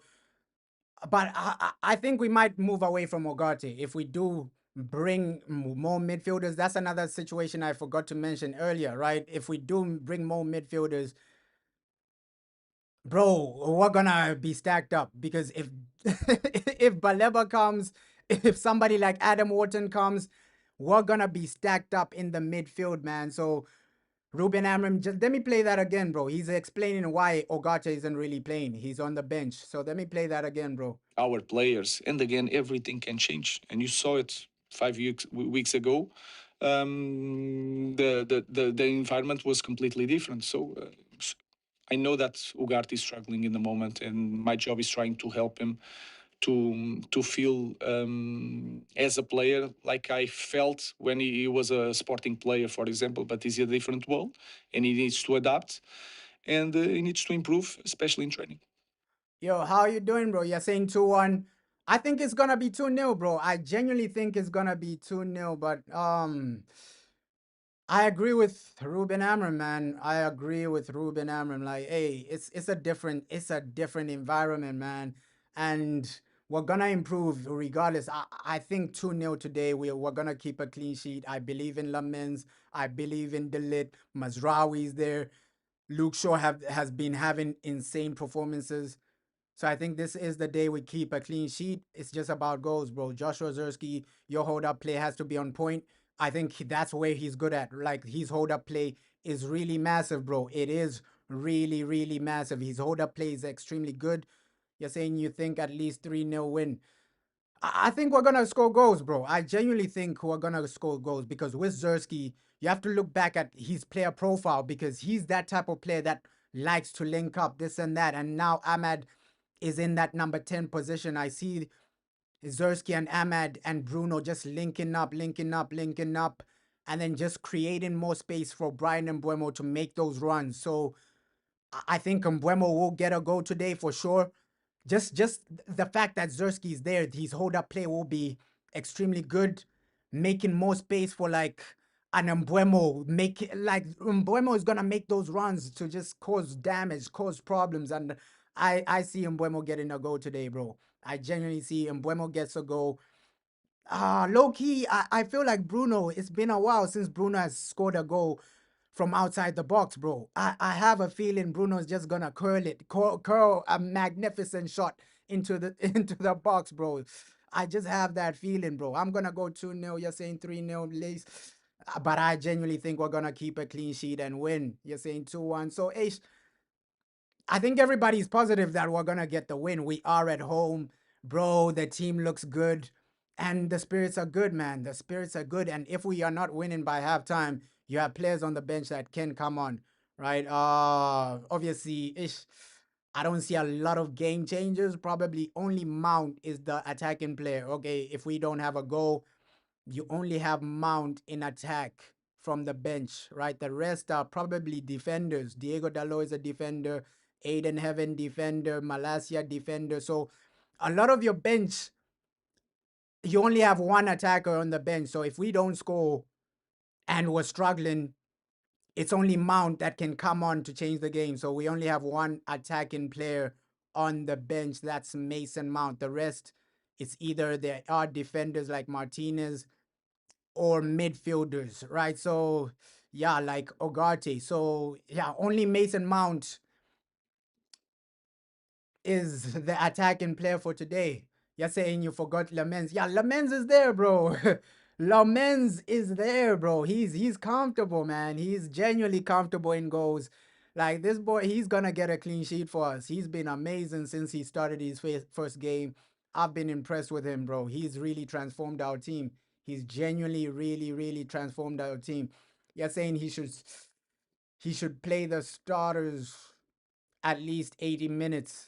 Yeah, let's see. Let's see. If the game is going well, let's just give a scenario. We're 2-0 up or something like that. I think if we are like 2-3-0 up in the 60th minute, then you bring on guys like Kobe Mano, give Lacey a chance, right? Some of these guys that are not really getting game time, aid in heaven.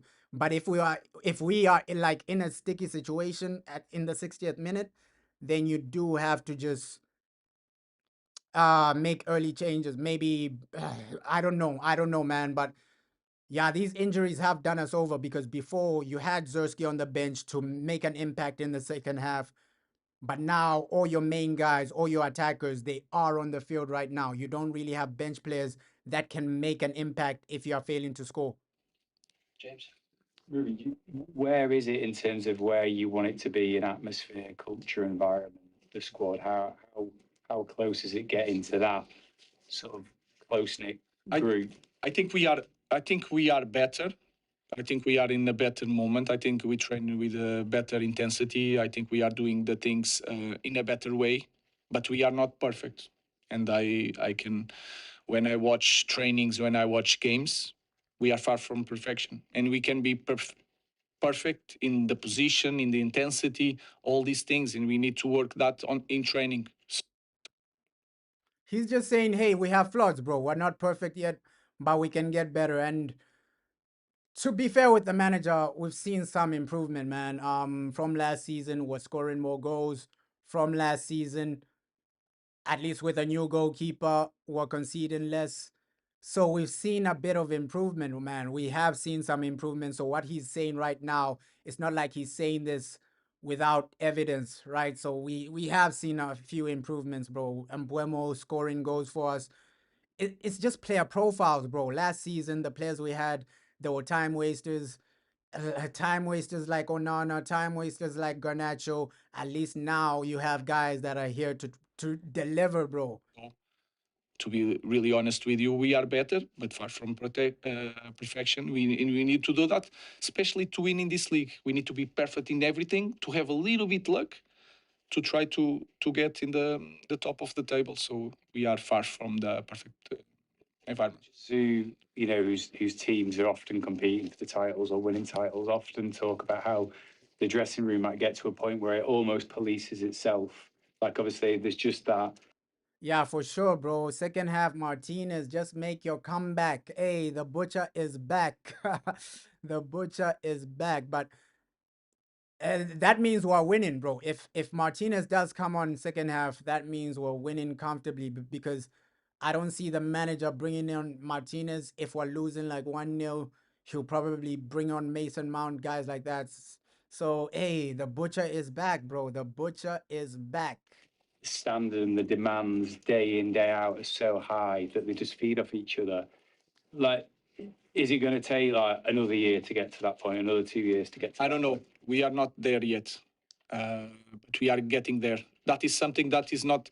Sometimes it's just like that in change, but it takes a lot of work to reach that point, and we are not there yet.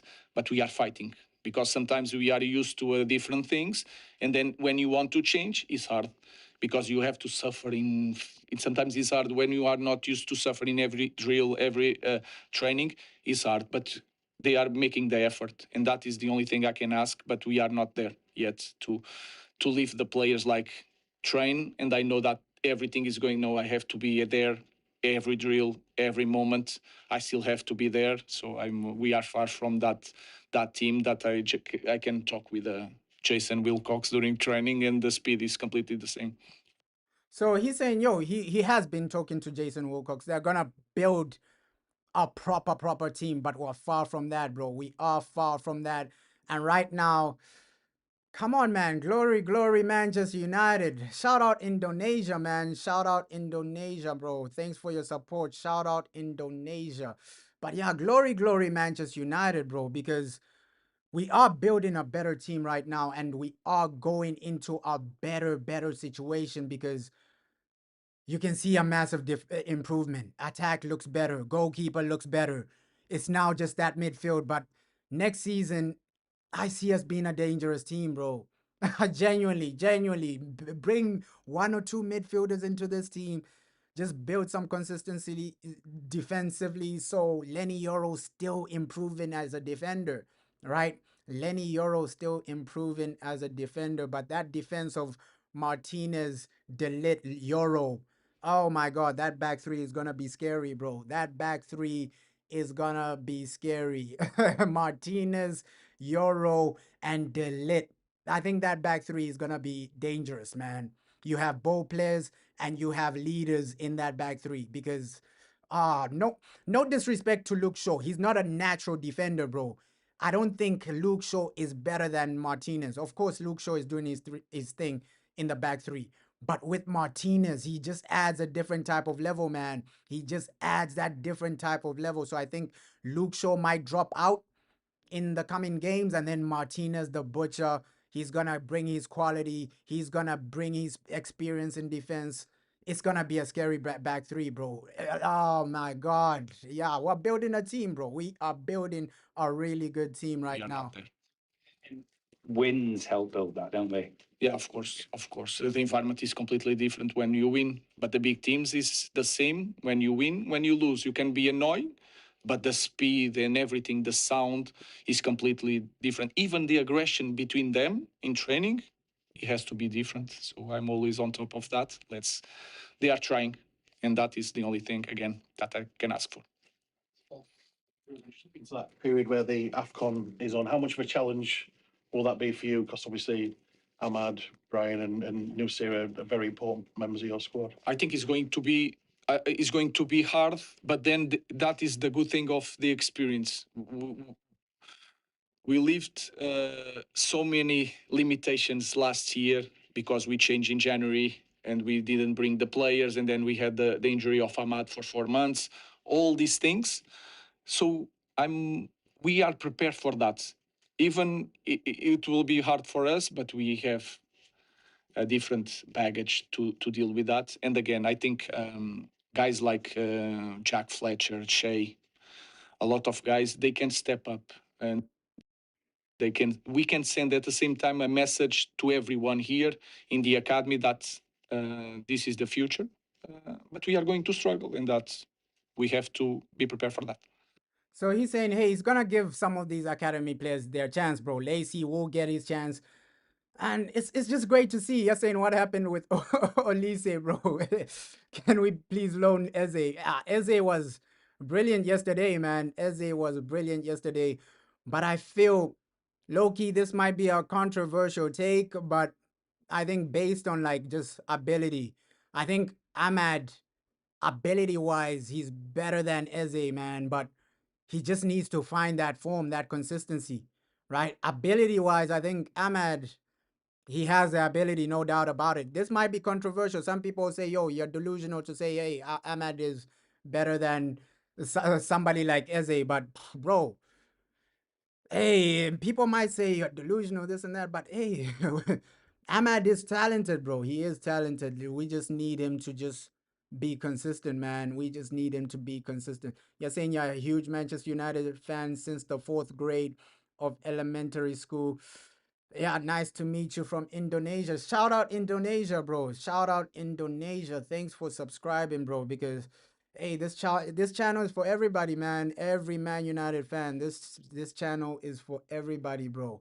But nah, we're gonna win this, man. We are genuinely gonna do this. Man United back in action after 2 weeks. Of course, no Cunha, but we're gonna be cooking, bro. We are gonna be cooking today. It's too soon. We didn't have a team that we can put a young kid with 16 that he will not struggle or will struggle a little bit. Was completely deep. Was necessary to do that. The perfect conditions is we have the opportunity and we seek that opportunity for the kids. So he's one of the guys, but I think he started too soon, and sometimes it's hard to deal with that with the kids because they think that I'm already here. No, you are here for necessity, and we need to be careful also with that with the kids. So he's saying the kids are there for the necessity. So when somebody gets injured, when somebody drops out, somebody like Lacey will come in. So, hey, Ruben has a plan. He has a vision for these academy players. But right now, we can all agree that, hey, it's about winning right now, right? No experiments, no this, no that, right? It's better for us to win than seeing an academy player play, right? We're in win or nothing situation right now. It's win or nothing. Nah, bro, this channel is for everybody, bro. Nah. Thanks for your support, man. Thanks for your support. That's 2 questions for Nathan. You mentioned about you've been preparing it so many into training. Are they closer to what you need them for the first team? First of all, I'm not preparing the academy. They are preparing the academy. We are paying more attention to them. We are talking with them. Just that is so important for us to change information about the players, what they need, how they behave. Even to call a kid for the first team, they need to behave really well. If you don't behave really well, this connection is really important. We are trying to do that. We are putting everything in place. Nutritionists for the academy. starts now in our club. That is something that it should be basic. So you can see we were behind, bro. We were genuinely behind. So the basic things a few years ago, we never had them, bro. Nutrition for the academy, it wasn't really there. Ruben Amram talking about. So Ruben Amram has brought principles that were already at Sporting into Manchester United. You can see the new training ground. Apparently, Ruben had a say in some of the situations for the new training ground. So it's like behind the scenes, Ruben is doing a lot of good. I can't even lie, because we were really a basic club, bro. The training center was basic. You can see he's bringing you fitness schedules, fitness what did he say? It's like the food schedules, right? What they're eating, what they're doing for the academy as well. So Ruben Amram is just copying what he had at Sporting, bringing it into Manchester United, bro. So all these things we are doing, and they are doing their job. So I have more times with them with training. So I Now I'm a huge Manchester United fan, bro. We're a huge Manchester United fan. Like, hey, come on, we're back, man. We are back, and Ruben is bringing so much into the club, man. He I'm is. more confident with them. When we put these kids to play in Premier League, they will struggle, but we'll struggle less, I think. So I think everyone in the academy are doing a very good job in the moment. So he's saying the concepts he's bringing into the academy is helping them, bro. Because before they weren't really doing things like this, bro. The food they'll eat, it wasn't like that, bro. We were so basic as a club. The training center was basic. Everything was basic, and you can see Ruben is bringing not only behind the scenes, he's doing a lot, man. I can't even lie. Behind the scenes, he's doing a lot to just change the culture. And yes, there are some games he's losing, but that's so important, bro. The culture was so bad, right? At Man United, he's getting rid of time wasters, players that are wasting time, and just bringing on guys like Mbuemo, right? Guys like You can see what he's doing for the culture, bro. We've seen Shea Lacey's development. Obviously, had a training session with England's first team, trained with the 21s for this break, and they're really happy with him. I'm really happy with him. I think he struggled a little bit with injuries. They did a very good job balancing his body. You're saying LOL like they were eating hot dogs before. Now, I watched like a small interview. This was of Eric Ten Hag, because even Eric Ten Hag, I used to watch all the press conferences, all the interviews. He said this like, "Oh, yeah, the academy team isn't as organized as other clubs. So looks like the fitness for the academy, it was basic, bro. It was basic." So Ruben Amram's just saying he's sorting that situation out, right? He's sorting that situation out, what they eat, what they do, and how they train. He's sorting that whole situation out, bro, because even Ten Hag, I watched every Ten Hag interview, bro. On this channel, I used to post interviews of Ten Hag every single week. So I watched every Ten Hag interview. He said the same thing, like, yo, the academy, they're not really doing what other high elite academies are doing. If you go to Barcelona's academy, it's way different. They're eating way different food. So Ruben Amram is bringing that concept into Manchester United, bro. You can sense that he can manage more load during training. He has a lot of talent, but when they come here, they can sense the speed is completely different. So they need to spend more time with us to be prepared, because our trainings are hard, but Premier League games with the pressure, it's harder. So they need to be ready. Like, trust me, bro. I watched every Ten Hag interview. He said the same thing about the academy, bro. He said the same thing about the academy, and now Ruben has come in. He's sorting all the situations out. But yeah, we're almost there for the game, man. Great team, great lineup, time to perform, time to deliver. And it's now or never, bro. It is genuinely now or never. Everton at home. Hey, we can win this, bro. We can win this. It's a great lineup. Great to see Josh Rozersky in the starting lineup. And we can win, bro. We can win. You're saying you're really nervous. Don't be nervous, bro. We're winning this. We're winning this. I have that confidence. Lamens, he looks serious before that. Everybody just needs to have that confidence, bro. Just believe, man. Just believe. Just believe. You're saying, I wonder, do the academy players play the I think it's a different formation, bro. It is a different formation because they play with like Cheetah Obi up front, and then I think it's a 4-3-3 because the last time I watched the academy, that's when Cheetah Obi scored like 2 goals. And then Diego Leon was also a left back. So I think they play a 4-3-3 because Diego Leon wasn't a left wing back. He was a left back. So they don't really play the same formation as the first team. The academy play a completely different formation, bro. Yeah, let's go, man. Let's go. It's finally time after a long international break. You gotta deliver. You gotta turn up. It's now or never for Manchester United. Yes, saying Ruben Amram talks about the youth, but doesn't even trust young players like Kobe Mano. I understand that, bro. I understand that with Amram. Loki, he has to do what's best, what he thinks is best, bro. Because let me play that, bro. He has to do what he thinks is best for him. Because if he plays Kobe Mano and then Kobe Mano doesn't do well, it's not Kobe Mano's gonna get sacked, bro. Let's keep it real, right? Let's keep it real. So I don't even attack Ruben Amram for not playing Kobe Mano because it's his job under the line, right? It's his job on the line because let's be real. If Kobe Mano plays and then just has poor performances week in, week out, or the team is losing week in, week out, it's not Kobe Mano that's gonna get the smoke. It's the manager that's gonna risk his job, bro. So I understand with him. He's just doing what he thinks is best for him, bro. He's just doing what he thinks is best for him. And you can't even criticize the man for picking a team he thinks is gonna win. In his mind, he says, okay, these are the players I think are gonna win, and it's his job on the line, bro. It's his job on the line. These players, bro, we know how some of these players are, bro. Sometimes they'll turn up for you, sometimes they won't, right? But it's your job on the line, right? If this player doesn't, so he's just selecting a team that he thinks will win, right? So in his mind, he thinks Kobe Mano isn't good enough, man. If he thought Kobe Mano was good enough, because it's his job on the line, bro. It's not Kobe Mano's job on the line. It's not Zerski's job on the line. So he's just doing what he thinks is best for him, right? What he thinks is best for Man United. What he thinks is best to save his job. If he thought Kobe Mano was the guy, he would be playing him because it would save his job as well. So I understand it, man. You can't even criticize Ruben Amram. You can't even criticize him for the team selection because he thinks this is a team that will win him the game. That's what he thinks. That's why he selected it, bro. That's why he selected it.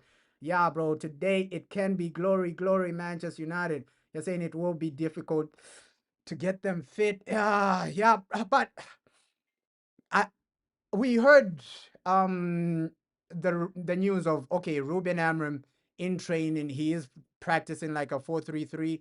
Apparently he'll try that maybe when the team is more stable, maybe when we're in a more comfortable position, right? Because right now we are a bit inconsistent, but we're building a bit of a consistency now, bro. We are building a bit of consistency. Our goalkeeper is consistent, Mbeumo is scoring.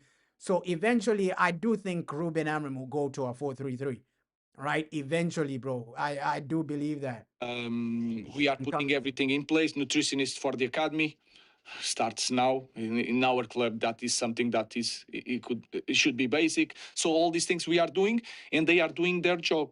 So I have more times with them with training, so I'm more confident with them. When we put these kids to play in Premier League, they will struggle, but we'll struggle less, I think.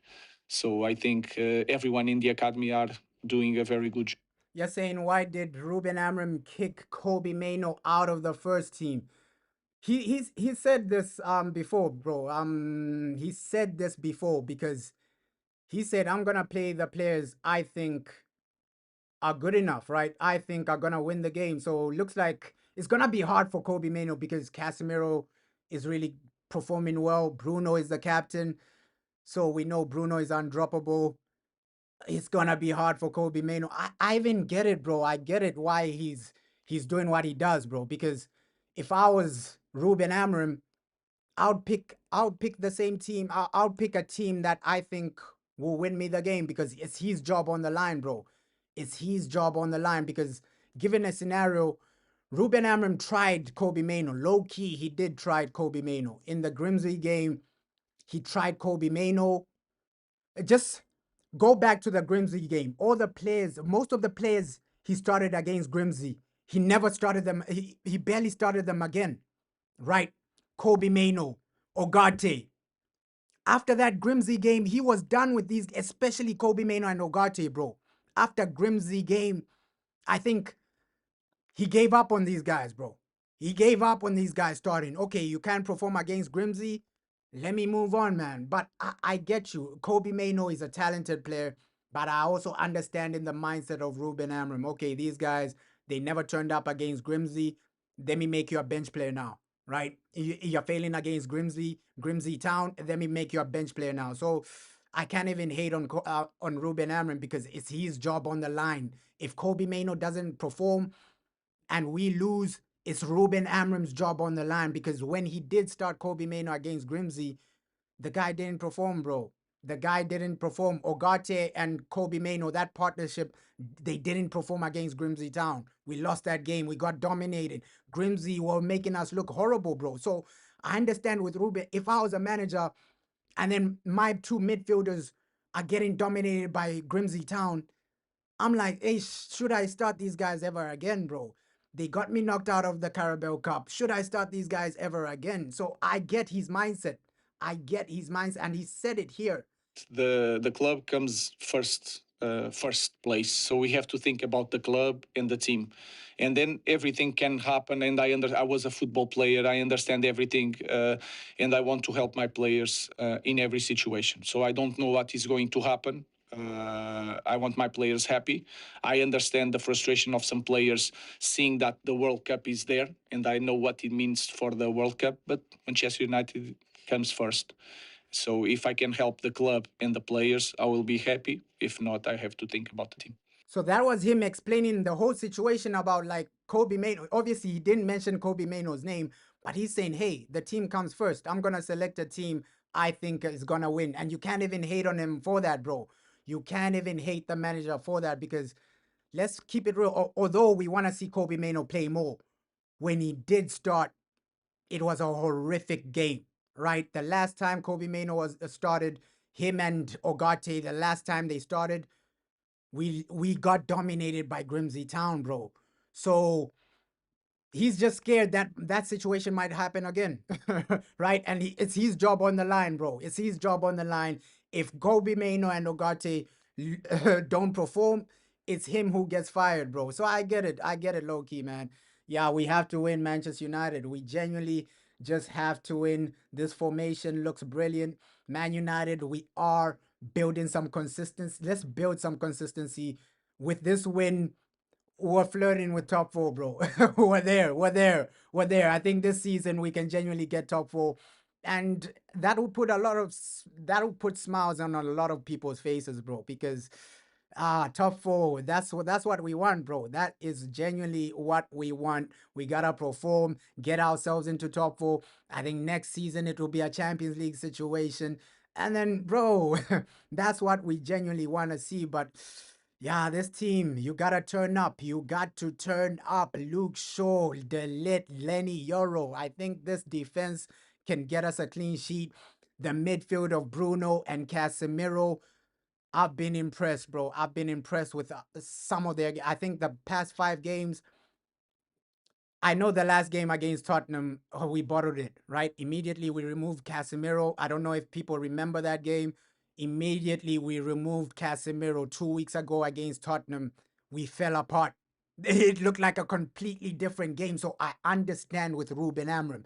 When I removed Casemiro, the team fell apart against Tottenham. So right now, it doesn't really look like Kobe Mano will start a game anytime soon. Maybe when the FA Cup starts, maybe this is his mindset. Okay, Kobe, you'll just be playing in the cup games, bro. Cup games, Kobe Mano, that's gonna be your situation. But right now, I gotta get some results. I gotta get some wins, bro. That's Ruben Amram's mindset today, bro. That's his mindset today. We just gotta get over the line. I think we can do it. I know. Ah. We haven't played in such a long time, but hey, it's now or never, bro. Now, big up, bro. Big up, bro. Big up, bro. Did you spar today? Are you sparring today, bro? Nah, enjoy the game. You're not watching it though. You're not watching it. Enjoy the game as well, bro. Enjoy the game as well. Hey, yeah, come on, come on, come on. And Martinez on the bench as well. Low key want to see him. Low key want to see Martinez come because I think he can do something, Martinez, bro. I genuinely do think second half, just get him back into that match fitness. Of course, he hasn't played in such a long time. So if he can come on in the second half, it can be positive, bro. 10 minutes until this game. Let's do what we need to do, bro. You're saying you understand if Maino wants to go out on loan in the winter. Yeah, I also understand that situation as well, bro. I also understand that situation as well because he does want like a World Cup appearance. And Thomas Tuchel, he won't select Kobe Mano if he's not playing. So I understand the mindset from Kobe Mano. Okay, take me on loan. But I also understand the mindset of Ruben Amorim where he's saying, hey, I have to play the guys that are in form, right? The last time I played Kobe Mano, we lost to Grimsby Town. The last time I started Kobe Mano, we lost to Grimsby Town. I understand that mindset from Ruben Amorim. I understand both situations, bro. I genuinely do understand both situations, bro. Yeah, England do have a good manager. I think Thomas Tuchel, realistically, he can win the World Cup. No doubt about it. But I'm just happy that we're back, bro. After 2 weeks. After 2 weeks, bro. After 2 weeks. Yeah, smash the likes, man. Smash the likes, support the channel. But shout out everybody that is supporting Manchester United. We're back after 2 weeks. It's time to perform. It's time to deliver. It's now or never, man. It's genuinely now or never. Dogu as well. Let's hope he has a great performance today. Josh, you've been given a chance, and I really wanted this chance from Josh Zersky. Zersky in the starting lineup. Let's see how he cooks, bro. Let's genuinely see how he cooks. My boy Lamens. This man has been brilliant. He's been fantastic, bro. I won't even lie, but hey, at least, man. At least we're back. 10 more minutes. Manchester United back in action. Manchester United back for the Premier League, bro. Back in the Premier Leagues. Come on, bro. Premier League Monday night football. That's what it's all about today, bro. That's what it's all about. It's about a win and it's about delivering, bro. Come on. Come on, these players, man. These players, you got to come back with a bang, but Ruben sounding extremely confident, everything he has been saying. And I played this earlier, but this is literally a proper mindset from Amarin, bro. Because let me just play this. Sorry, ish. I'll play it a bit later. I think my thing is struggling. I'll play it a bit later. But he was basically saying that, hey, I understand the situation, bro. I understand the situation. Obviously, at Man United, you gotta win. But you can see consistency now, right? You can see improvement now. And I can't even argue with a manager. Like, I'm seeing the improvement he's talking about. I'm seeing more goals right now. Mbuemo, he's been a game changer, bro. And the previous month, he got what? Manager of the month? So you can see improvement, bro. You can see some type of, it's way better than last season. Last season, bro, we were conceding goal after goal, losing game after game. It was last season was horrendous, bro. Today you lose, tomorrow you draw, the next game you lose again. So we have seen improvements, and it's just changing players is a massive thing as well, right? Because last season we never had an Embuemo, we never had a Lamens. You can see what two players already, these two players alone, I would say yes, Cunha has been an impact, but the main impacts is Lamens and Umbuemo, right? From the summer transfer window. These guys have impacted us so much, bro.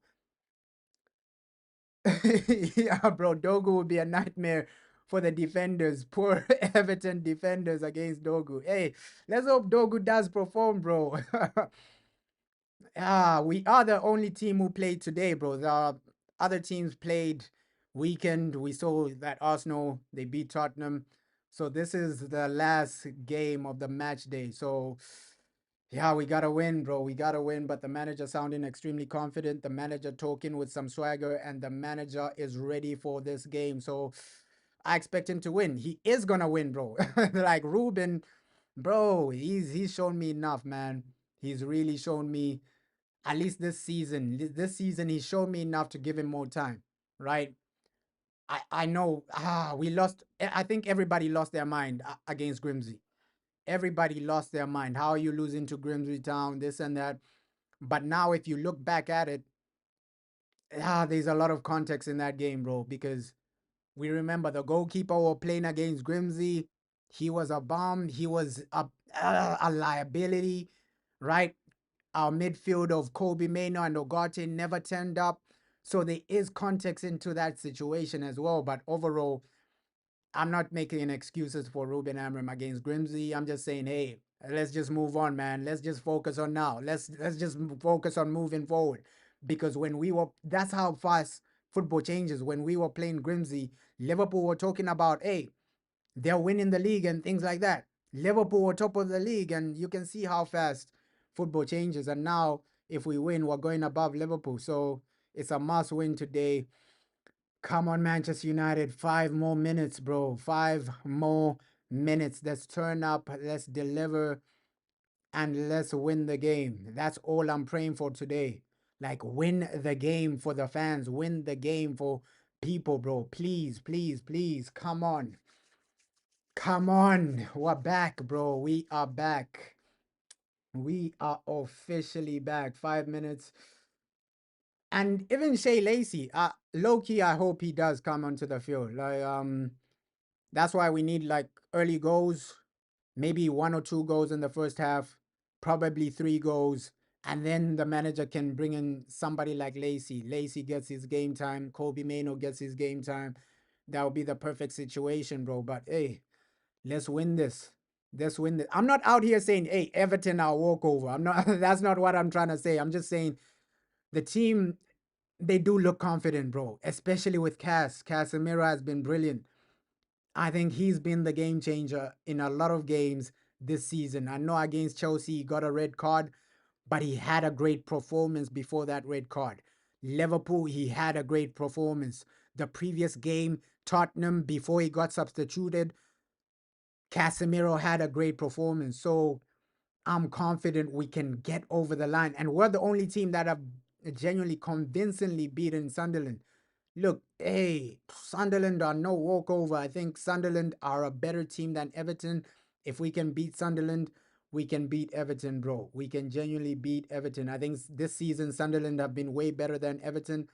Obviously, Everton, they do have game changers like Jack Grealish, who you do have to watch out for. Watch out for Grealish, bro. Watch out for Grealish. Make sure the man doesn't really do what he does, because he is quality, no doubt about it. But I think we have enough quality to get over the line today. Come on, Manchester United.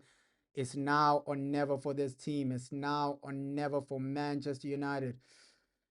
Let's go, let's go, let's go.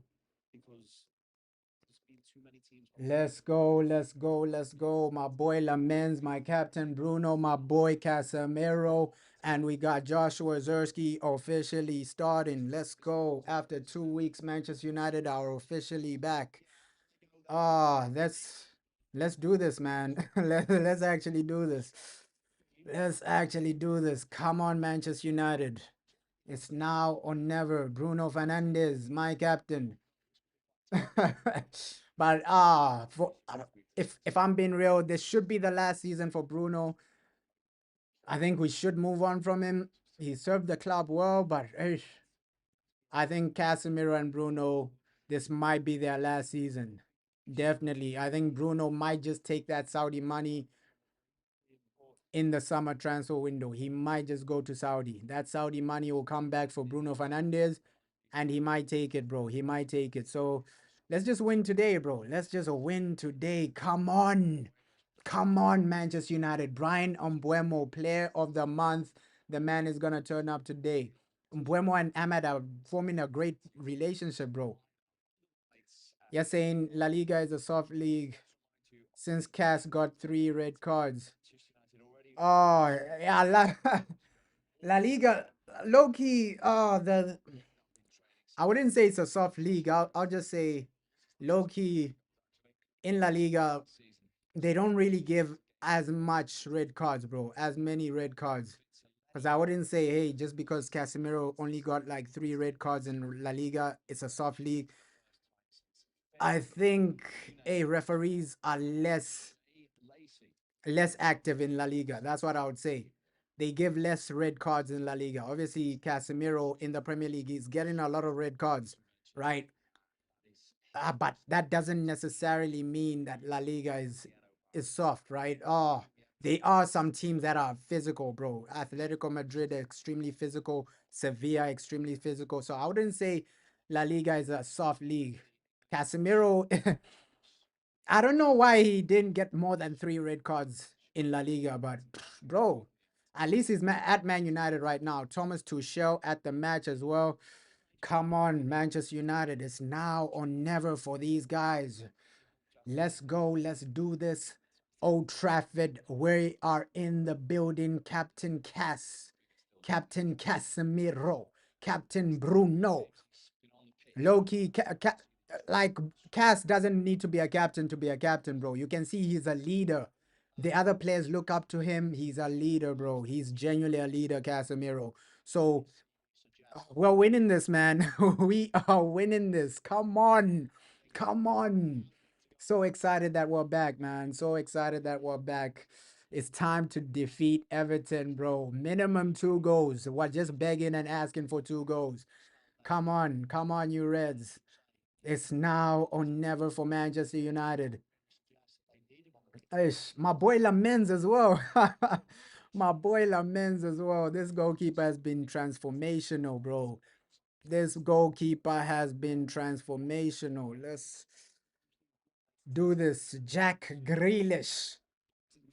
Ah, man, with Jack Grealish, low-key, I hate him just because of the speech he made for Man City. That speech he made for Man City after City won a treble, Grealish was taking a piss out of Manchester United.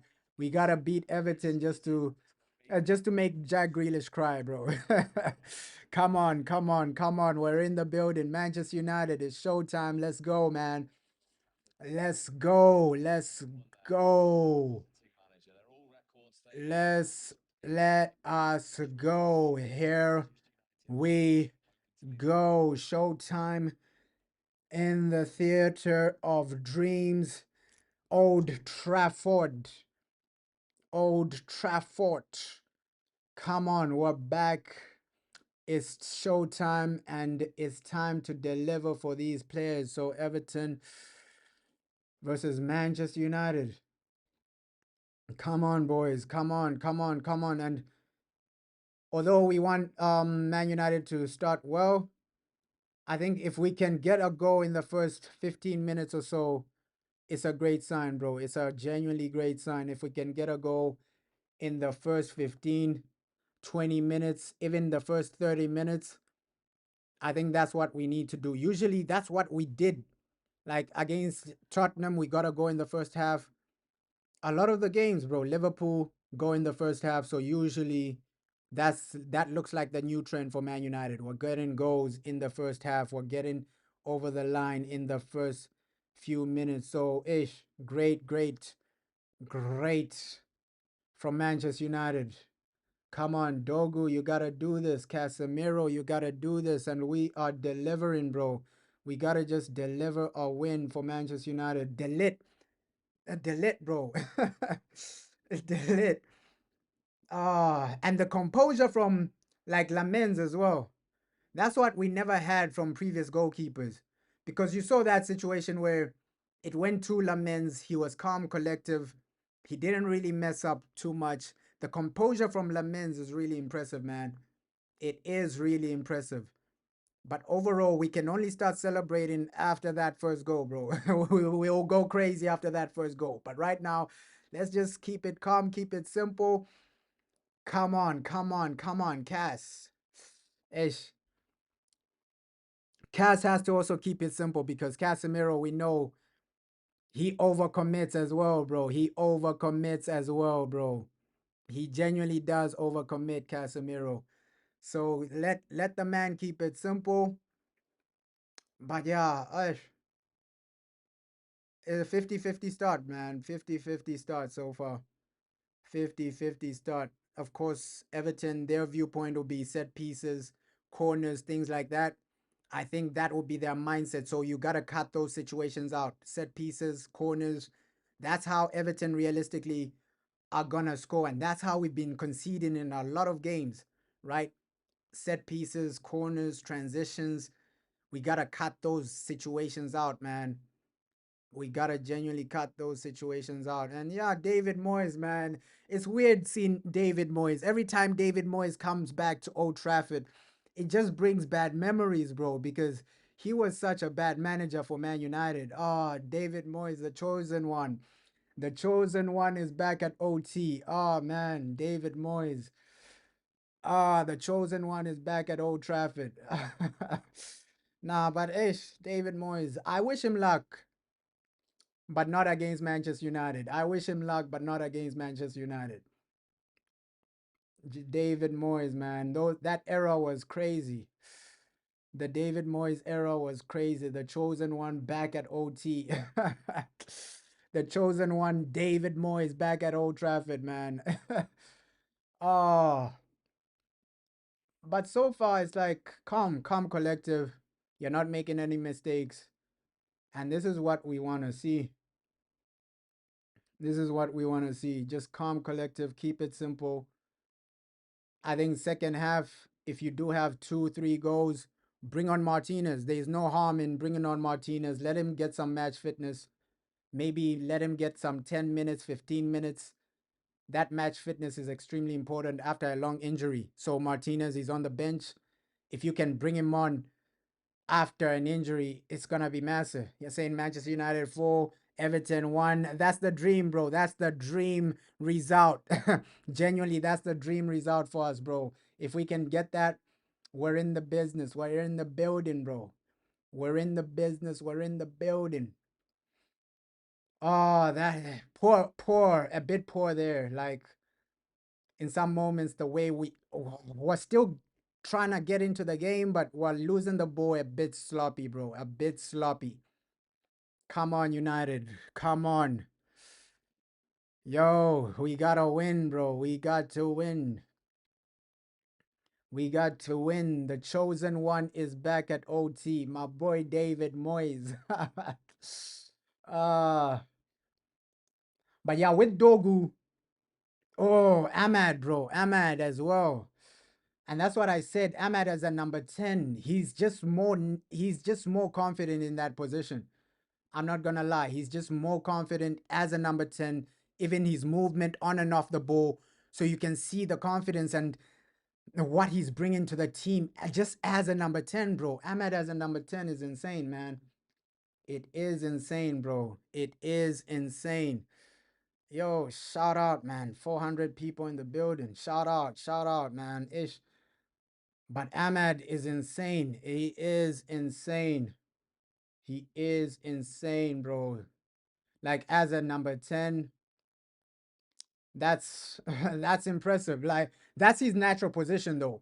He talked about it so many situations where he's saying a number 10 as a number 10, that's where I'm more comfortable. That's where I'm more confident. Yeah, but you can still see the game is still up and down. Trying to take control. That's the main thing. Can you get full control of this game? Can you take full control and get the first goal? But I like the movement on and off the ball. We haven't seen too much of Josh Rozerski on the ball, but I think that moment will come. Come on, don't allow Everton too much space. That's the thing, bro. That's the thing. Allowing these guys too much space. And avoid a situation where Everton are getting into your final third, right? Just avoid that situation, bro. Avoid that situation. Everton getting into your final third, avoid that situation. But defensively, we're structured, man. We are structured. We are structured. I don't know if anyone has seen this, like Brian Mbuemo, what he's doing off the ball. The IQ is high with Brian Mbuemo, bro. That's why I said he was one of our most important signings. Like Mbuemo, his IQ is different, man. It is extremely different. Because off the ball, just look at the movement. Just look at the movement from Brian Mbuemo. He's checking the shoulders. He's really making the runs, bro. Off the ball as well. Brian Mbuemo, his IQ, his movement. It's insane. It's top level, man. It is top level. Oh, yeah, come on, come on, come on. Let's try and get a win today, bro. Let's try and get a win today. Let's try and get a win. Obviously, we saw that situation with Zersky. Come on, Josh. Relax, my boy. Relax. Don't let these guys get into your head. Relax, my boy, Josh. Do not let these guys get into your head, bro. Bad challenge, of course. It's a bad challenge. It's gonna get frustrated. But just relax, bro. They're trying to get into your head. They're trying to frustrate you to lower your performance. Don't let these guys get into your head, bro. That first goal, that's what I'm praying for. That's what I'm praying for, man. Come on, Josh, relax. Zersky, relax, my boy. Relax. Relax. Don't allow these guys to get into your head, man. Like, we're confident today. We're in the right spirits. We're at home. Just score a goal. That's how you shut these guys up, bro. That's how you shut these guys up. Score a goal. Joshua Zersky, if you score a hat trick, Everton are not doing this to you. These Everton players are not doing this to you anymore. Like, that's how you respond. You don't need to be arguing with these guys, bro. Just score a goal and then they'll shut up. Ooh. Yeah, but Jack Grealish, this boy, we need to watch him. We need to watch Grealish, though. We need to watch Grealish. We need to watch Grealish in this game, but yeah, come on, United. Come on. Oh, wow, substitution in the first 10 minutes. Wow. Everton, bro. Damn. Forced into a sub in the first 10 minutes. Hey, let me just get this quickly. Sorry about that, my people. Let me just get this quickly. Sorry, yo. The charger. This thing is, yo. Oh, yeah, crazy.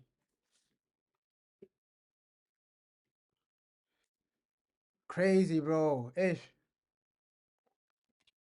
Everton forced into an early substitution. Come on, boys. Come on. Come on, boys.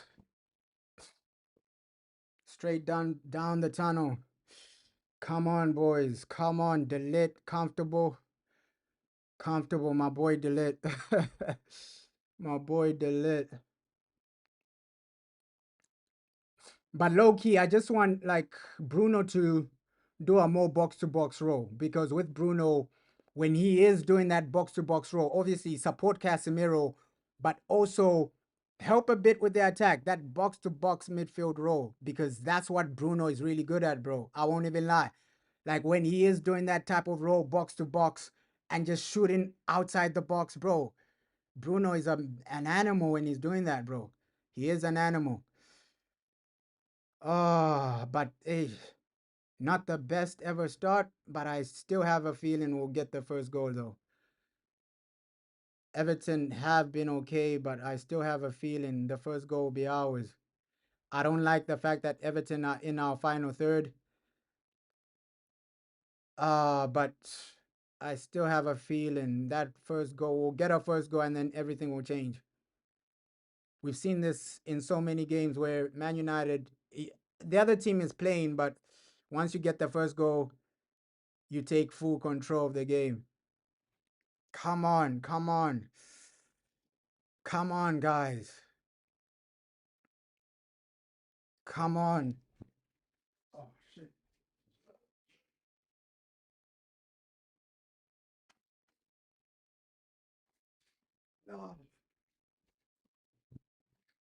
Oh, oh Lenny, Euro. Hey.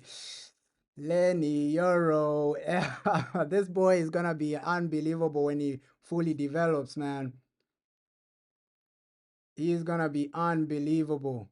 But Mazraoui, the calmness from this guy is also impressive.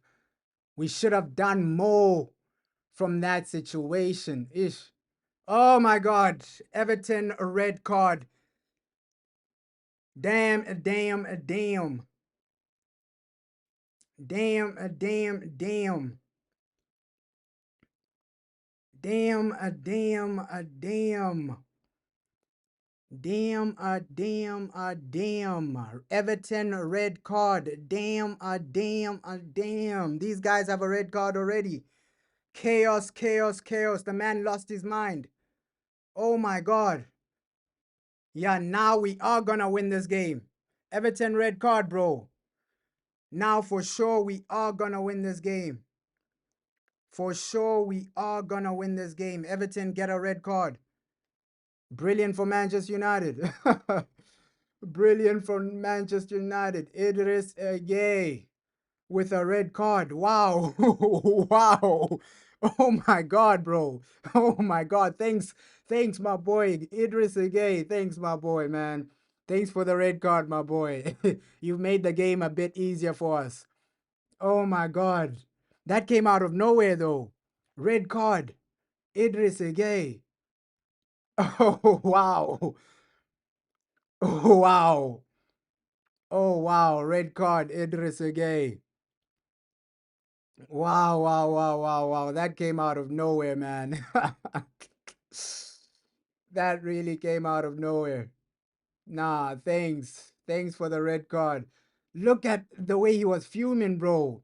He wanted to fight his own teammates. What's really going on with Idris Gay? The man is trying to fight his own teammates, bro. Nah, that's crazy, man. Idris Gay, he's losing his mind right there. The man has lost his mind. Wow. Wow. What a crazy situation. But we should be able to win this. You can see David Moyes, he's upset with that. He's upset with that. Everton red card. We should win this now. We should win this now. Let's take full control. These guys have a red card. We should be able to dominate and win the game. Nah, Idris Gay just went crazy, bro. He went crazy. He went crazy, bro. Like what oh man. He slapped his own teammate. Like the man lost his mind. Bro, oh, what's really going on? Yeah, that's the weirdest red card, bro. How have you been, bro? How have you been, bro? Yo. Bro, he slapped his own teammate. What? Bro, that's the craziest situation I've ever seen in my life. Idris Gay. That's a crazy red card, bro. The man slapped his own teammate. Whoa, what is going on? What is going on, bro? Bro. Oh my God, bro. That's one of the worst red cards I've seen. Bro, he's fighting his own teammate. Like, wow. Wow. Wow. He lost his mind, bro. He lost his mind. Oh. Nah, he like slapped his own teammate, bro. That's what he did. Like, what is happening? Ah, yeah, it's gonna help us though. It's gonna help us, bro. Idris Gay, he's gonna help us just win this game. That red card. Thank you for the red card, brother. Thank you for the red card. But hey, that's the craziest thing I've seen this season. The man is fighting his own teammates. Wow. Wow, bro. Wow. You're saying Keane would do a solid. Yeah, Keane. He's really good. He's really, really good. But looks like now we should take full control of this game, man. Idrissa Gay lost his mind, started fighting his own teammates. Bro, what? What? Oh, man. The man is psychopathic, bro. The man is psychopathic. Idrissa Gay. Oh, my God. Now that is some great defending from United, though. Some great defending from United. But yeah, we should get the first goal. With this red card, I think we can get 3-4. Like, this is an Everton team with 10 men. We should be able to win 100% now. 100% now, bro. Idris Gueye, he just helped us. He just helped us with this. Fair play to him, man. Fair play to him for getting a red card. Fair play to him for getting a red card. But still a bit shocking that Everton are still getting into our final third. We need to sort this out. We genuinely need to just sort this out, man. But yeah, Idris Gueye, thank you, my brother. Thank you, my brother. Thank you, my brother. Oh, yeah, but hey, still no real opportunities for us so far in this game, right? But I expect us to get that first goal though. We have Everton have 10 men. We're really looking good. We are at home. Everything is in our favor now, bro. Everything is in our favor now. We need to get that first goal now. Like, at least before halftime, right? That should be the mindset. Before halftime, get that first goal, bro. Because everything is in our favor. These guys have a red card. The man slapped his own teammate, bro. The man actually, oh my God, he lost his mind. Yo, what? Bro. Yeah, I just need to score 3 goals. You're right, bro, and go forth. Just don't concede today. These guys have 10 men. Don't concede today. We can genuinely win this game, bro. We can genuinely win this game. Don't concede. Let's go into the top 4. And our goal difference, I think our goal difference is only +1. So we need goals, bro. At least score 3 goals today. We need goals. Our goal difference is only +1, bro. So we're gonna need those goals. We're gonna need a lot, bro. We are gonna need a lot of goals today. At least minimum 3. These guys have a red card. Oh, come on, United. We gotta wake up now. We gotta get that goal.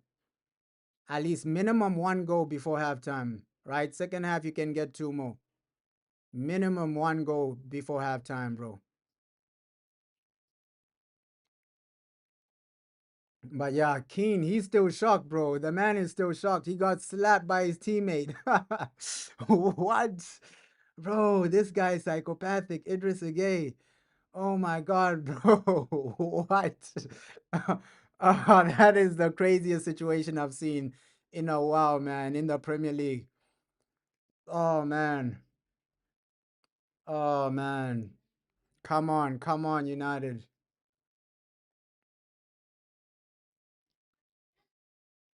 Come on, my boys, United.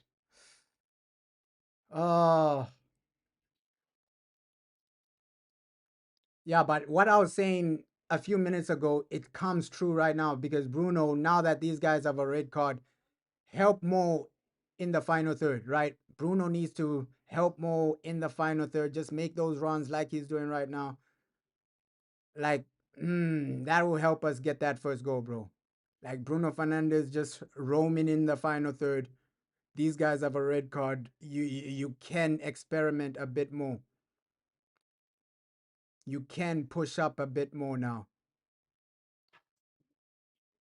You can genuinely push up a bit more. Come on, boys. Come on. And that just shows you that, yo, Man United, we're gonna get there. We're gonna get there. I haven't seen too much of Joshua Zerski, but I think this is gonna be the day, bro. If it's not today he gets a goal, then I don't know when. I do not know when because this is the perfect moment. These guys have a red card. We're really pushing forward, and now we're keeping the possession. Now it's about just creating chances, bro. Create the chances. It's not about having possession for possession's sake. Create the chances, score the goals. Come on, United, man. Come on. Come on, boys. Come on. Nice by Josh. Oh, yeah, intercepted corner, but we're getting into like right positions, into the right positions. Low key, I have a feeling if Cunha was here, we already have like a goal. It's already 1-0. Low key, I feel if Cunha was here, because he creates so much space for other people, bro. So if Cunha was here, I feel like, whoa, Man United are already 1-0 up because of the space he creates for others, bro. He creates so much space for others, man. Come on, boys. Everton. Everton. Uh, Still nothing offensively, man. Still nothing. We're getting into their final third, but we're not really testing their goalkeeper. That's the frustrating thing. We have all the ball, all the possession, but we need to create the chances to score the goal, right? It's just possession. It's Louis van Gaal football right now. We need to create those chances and score the goal. Like, this is the perfect opportunity. You can't end this 0-0. Perfect game, bro.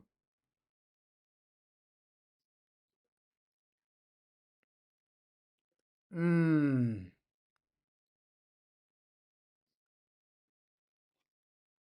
Come on, come on. Yeah, but Idris Gueye, bro, that guy, that is wow. That's the most psychopathic thing I've seen this year in football. Like, wow, bro. Like the man actually slapped his teammate. What? Oh my god. Oh my god, bro. The man actually slapped his teammate. Nah, I don't think Zersky is injured. He'll be okay. He will be okay, bro. He will be okay. But if he gets injured, that's unlucky, man. That's unlucky because the only player on the bench, offensive player on the bench, is Mason Mount. The rest, it's either midfielders or defenders. So if Zersky does get injured, we're screwed, man. We are screwed because Sesko is already injured. Looks like Cunha has a slight injury. So if Zersky gets injured, we are screwed, bro. Oh my God. Idris Gay, bro, slapping his own teammate. Wow. Getting a red card after slapping his own teammate. That's crazy, bro. That is crazy, bro. That's low key the craziest situation I've ever seen in football. Oh my God. Nah, Keen, unlucky for the guy, man. You're getting slapped by your own teammate.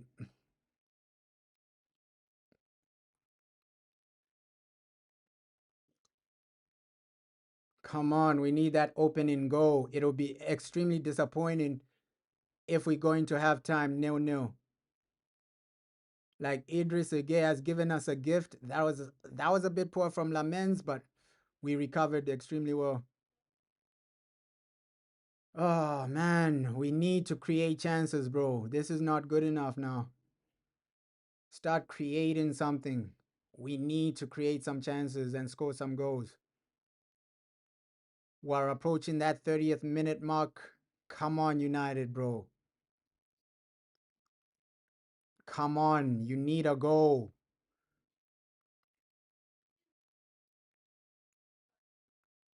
And that's the thing, bro. Like the fact that we're playing with a back three against 10 men. Let's let's be a bit more courageous, bro. Let's be a bit more courageous. These guys have a red card. Let's be a bit more courageous right now because they have a red card. You can push forward. You can tell somebody like Luke Shaw, yo, play as a winger now.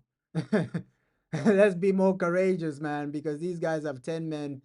Let's put more guys into the final third. Or maybe Bruno. Bruno can be the third number 10, bro. And then somebody like Mazraoui drops into the midfield because these guys are playing with 10 men, bro. Let's be a bit more courageous. We don't really need three at the back against 10 men.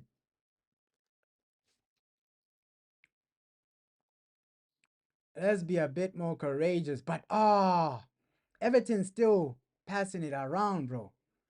Passing it around. I'm worried with this situation, man. We need a goal.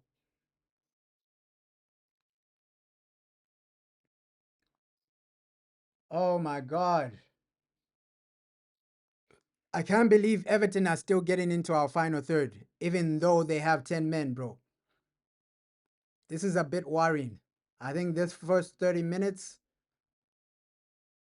we've seen some good defending from like guys like Dogu, guys like Delit, but overall, we should be the guys attacking, not Everton.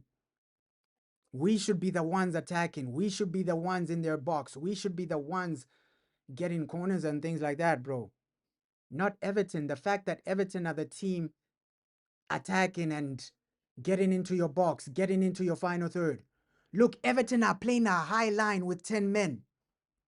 That should be worrying for us, bro. That's a bit worrying. That's a bit worrying. Oh man, it's like they're not scared of us now. They are not scared of us, Everton, even with 10 men. Oh my God. Oh my God. 10 men Everton. 10 men Everton. Bro, it's, oh my God. No, no, no, no. Please, bro. 1-0. 1-0. 10 men Everton, bro. 10 men Everton. It's 1-0, bro. It's 1-0. 10 men Everton have scored. Oh my God. 10 men Everton have scored. It's 1-0, bro. That's what I was saying before. This is worrying me. These guys are not afraid of us, even with 10 men. You're saying Gary Neville keeps saying that, bro, it should be only yellow. Yeah, Gary Neville is talking out of his ass, bro. Bro. Oh, man, this is disappointing, man. This is genuinely disappointing. 10 men, bro. You can't even win against 10 men. What's really going on with our team? What is genuinely going on with our team, bro? Goal for Everton. Goal for Everton. It was a good goal, but overall, you shouldn't be allowing them to be getting into your final third when they have 10 men. We should be in their final third. We should be controlling the tempo. We should be taking the game to Everton, bro. A 10-man Everton still winning the game at OT. Typical from Man United, bro. This is man, these players, they just love bottling everything, man. They love bottling everything. Idris Gueye got a red card. He gave you a gift, and you're still losing the game, bro. Man, this is disappointing, bro. This is really disappointing. I won't lie. The fact that it's 10 men Everton are scoring against Man United. We're losing this game. We need to get a comeback. At least it's 10 men. We can still win this game, though. I'm not gonna crash out and say, hey, it's game over. There's still a lot of time. But this should be a wake-up call for Man United, bro. There's still a lot of time to win the game, bro. You can still finish this game 3-1. Right? But the fact that you're allowing Everton to score, it's worrying, bro. It's worrying. It's a poor start. It's a really poor start. Especially that they have 10 men. It's worrying that you're allowing them to score. But it's not game over, bro. There's still a lot of time. We can still end this game 3-4-1. They still have 10 men. It's just a wake-up call. It's just a wake-up call right there. Right? Wake-up call for these players saying, yo, you need to wake up. You need to play better. Start getting shots on goal. Pickford, he's been comfortable. Test their goalkeeper. Get a goal, man. Get a goal. Get a goal, man. But that's the frustrating part with United. You never know with these players. You genuinely never know. Like today we're performing, the next, man. But terrible slow start. You're saying Everton can still defend the whole team. Yeah, that's the scary part. Like with Everton, they're gonna emphasize in defending now, right? That's why I'm just saying it's a wake-up call. You still have a lot of time, bro. You still have more than an hour to go. Plus the second half, bro. plus the second half. You still have minutes in the first half plus the second half to get one, an equalizer, two, a second goal, three, a third goal, bro. So it's not game over, man. It's far from game over, but this is just a wake up call. I don't think it's panic stations right now. It's just a wake up call. Poor from Man United to allow this Everton team to score. It's extremely poor, but it's just a wake up call, man. It's just a wake up call for these players. Wake up and score some goals. Oh my God, Dogu as well. He should have scored that opportunity though, low key. Dogu, you're alone. Take a first touch and then shoot, right? But I understand he's a defender, this and that. So I understand. But wake up call for Manchester United. Extreme wake up call for Man United. Extreme wake up call for Man United. Yeah, Everton are not even playing well. That's the thing. They have 10 men. Oh, that's the frustrating thing with Manchester United, bro, because you should be at least taking the game to Everton, controlling the tempo, controlling the game. But we're not doing that, bro. We're not doing that. We're not getting goals. We're not getting goals. That's the main thing about this game. Get some goals, man. Get some goals. The fact that Everton are still in the game, they're still doing what they need to do, they're still dominating you. It's a worrying sign, bro. It's a worrying sign. But I do have a feeling the goals will come. Although we we can't make any substitutions unless the manager does a situation where he subs off one of the defenders and then brings on Mason Mount. Since they have 10 men, Everton, right? You sub off one of our defenders and then bring on Mason Mount for extra attacking threat. Because you can see Everton are just defending for their lives now. They're defending for their lives now. They know they're 1-0 up. It's a red card. So maybe second half, you might need to bring on Mason Mount, remove a defender, and just bring on more attacking players, bro. Or maybe even Kobe Maino. Bring on Kobe Maino. Whatever the situation, we just need to get a goal, bro. Like right now, it's just about getting a goal. The fact that you're allowing Everton to go 1-0 up. Even before halftime, we should be 1-1, bro. These guys have 10 men. It'll be embarrassing if we don't have 1-1 by halftime. It will be genuinely embarrassing, but it's not panic stations, bro. Nowhere near panic stations. We still have a lot of time to rectify our mistakes. Frustrating to go 1-0 down, but it's not game over, bro. It's not game over right now. This is football. We've seen so many situations where the other team go 1-0 up and then you just bounce back with 2-3 goals. But yeah, attacking wise today it's been poor, bro. It has been extremely poor attacking wise because realistically we haven't really had a clear-cut opportunity. All our opportunities, they've been basic, man. They've been basic. That's why we haven't scored. Right? All the opportunities we've had have been basic. Genuinely. So we haven't really had clear-cut opportunities where you're saying Man United should be getting a goal from this situation. So yeah, come on, United, bro. Come on. It's now or never. Come on, you guys. Come on. Yo, it's not game over. We still have some type of possession, but in the final third, the passing needs to improve. The chance creation needs to improve. And just get a goal. Horrible passing in the final third. I won't even lie.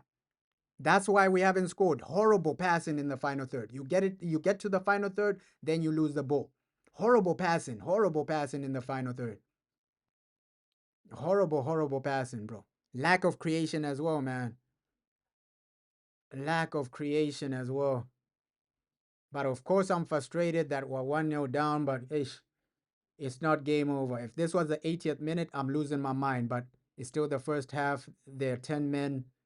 We're not in panic stations, bro. We're not in panic stations. Oh,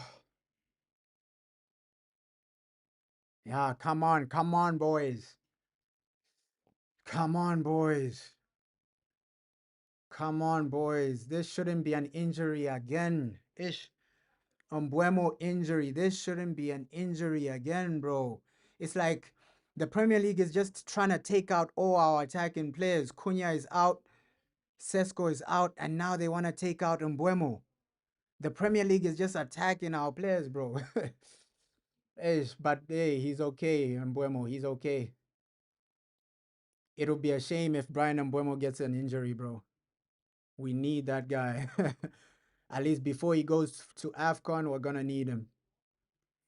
We are gonna need him.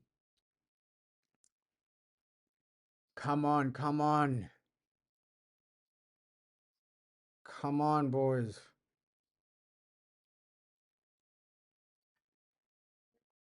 Oof. Fair play there.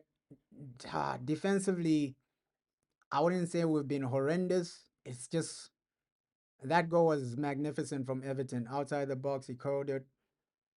But right now, we're just focusing on goals, bro. Come on, ish. Umbuemo. Man. And you can see possession doesn't mean anything, bro. It's all about goals. If the game ends right now, Everton won't care that Man United have 60-something% possession. It's all about goals. Football is all about goals. Are you scoring or not? Are you genuinely scoring or not? Football is genuinely all about goals. Come on, boys. Come on. Oh,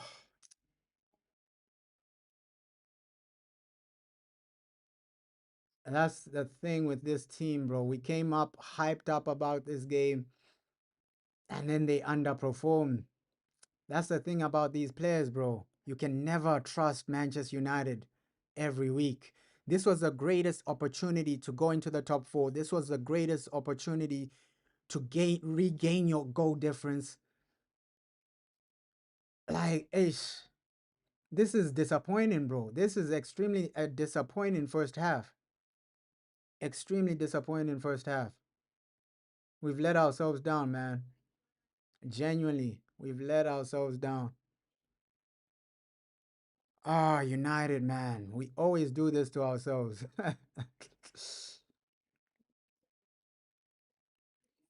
We always do this to ourselves. Come on.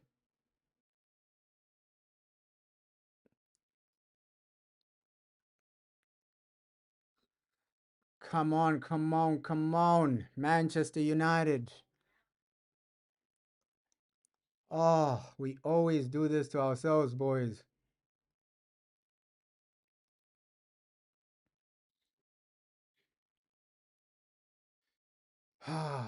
These guys.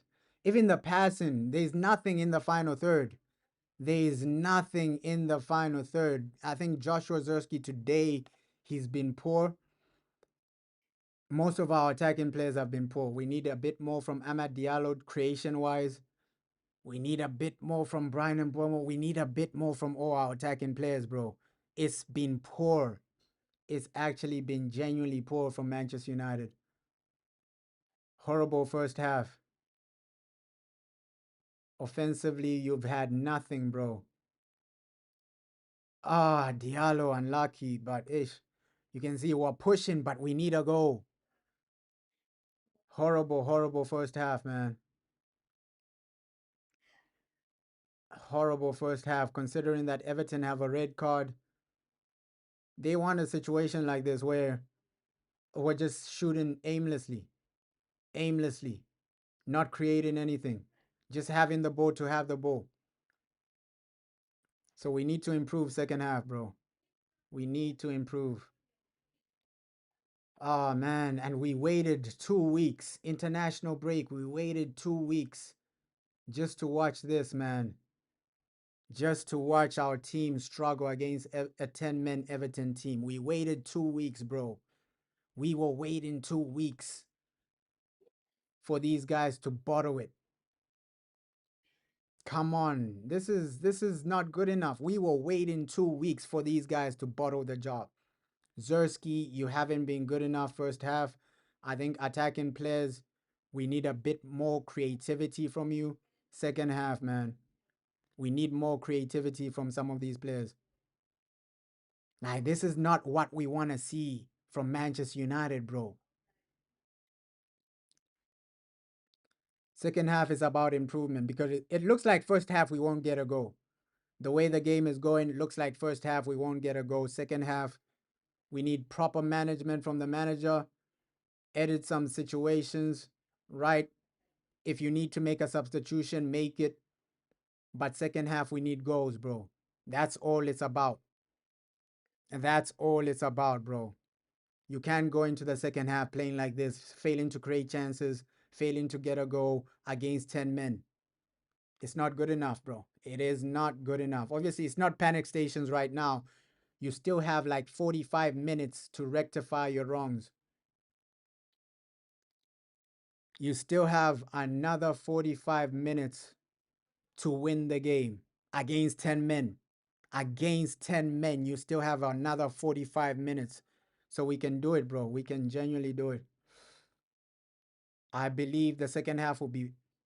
To be fair, Man United are a weird team, bro, because if you think about Manchester United, we always play differently. First half, maybe it's poor. Second half, then you see a different performance. So Man United, bro, this team will shock you so many times. That's why I said this season will be a roller coaster. We never keep a consistency for 90 minutes. It's either the first half you're brilliant, second half you're poor, or first half you're poor, second half you're brilliant. So this team is too inconsistent, man. It is too inconsistent. That we're up and down in every situation. Oh, come on, United. Ugh. Get us a win. Get us a win, boys. Get us a win. Come on, you Reds. Get us a win. Yeah, just like I said, it looks like first half we won't get any goals. That's why everything we do in the second half is important, bro. That was a great shot, but you're not gonna beat Pitfoot from there.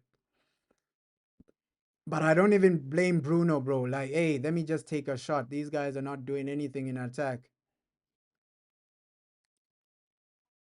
I think in the second half, just move Bruno into one of the number 10s. Right? Move Bruno into one of the number 10s and then just put a double double strikers of Mbeumo and Zersky, bro, because we just need to go all out in the second half. All out in the second half, bro. Because of course they've added like 4 minutes, but we're not gonna score, bro. We're failing to score. Second half, I want to see Bruno in the attacking areas, bro. Because this situation of him just being a midfielder, we need him right now, bro. We need him in the final third. We need him in the attack. He might pull out something special, bro. Ahmad, he's been poor, man. He's been poor. I have to keep it real. Diallo has been poor. Ish. And let's see what we do second half, bro. Oh, let's see what we do in the second half. Not what we wanted to see, not the first half we wanted. Right? 10 men Everton 1-0 up at Old Trafford. Oh, man.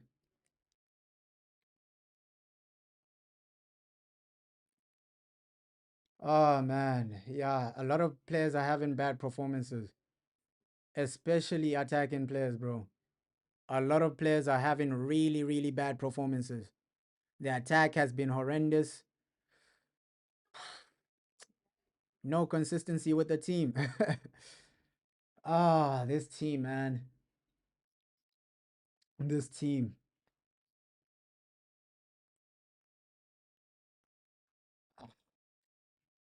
And I don't even blame the defense too much, bro. It's up to the attack. Why are you not scoring goals? At this point, it's up to the attack. Why are you not scoring goals? Why are you not creating chances? Midfield and attack. You've let us down in that first half. You've let us down in that first half. So a lot needs to change second half. If you have to change tactics, change them, bro. Because Everton, they look comfortable. Every time we're attacking, they look comfortable, bro. They genuinely do look comfortable. So a lot needs to change. A lot needs to change tactically second half for us to get a goal. Everton are comfortable every time we attack.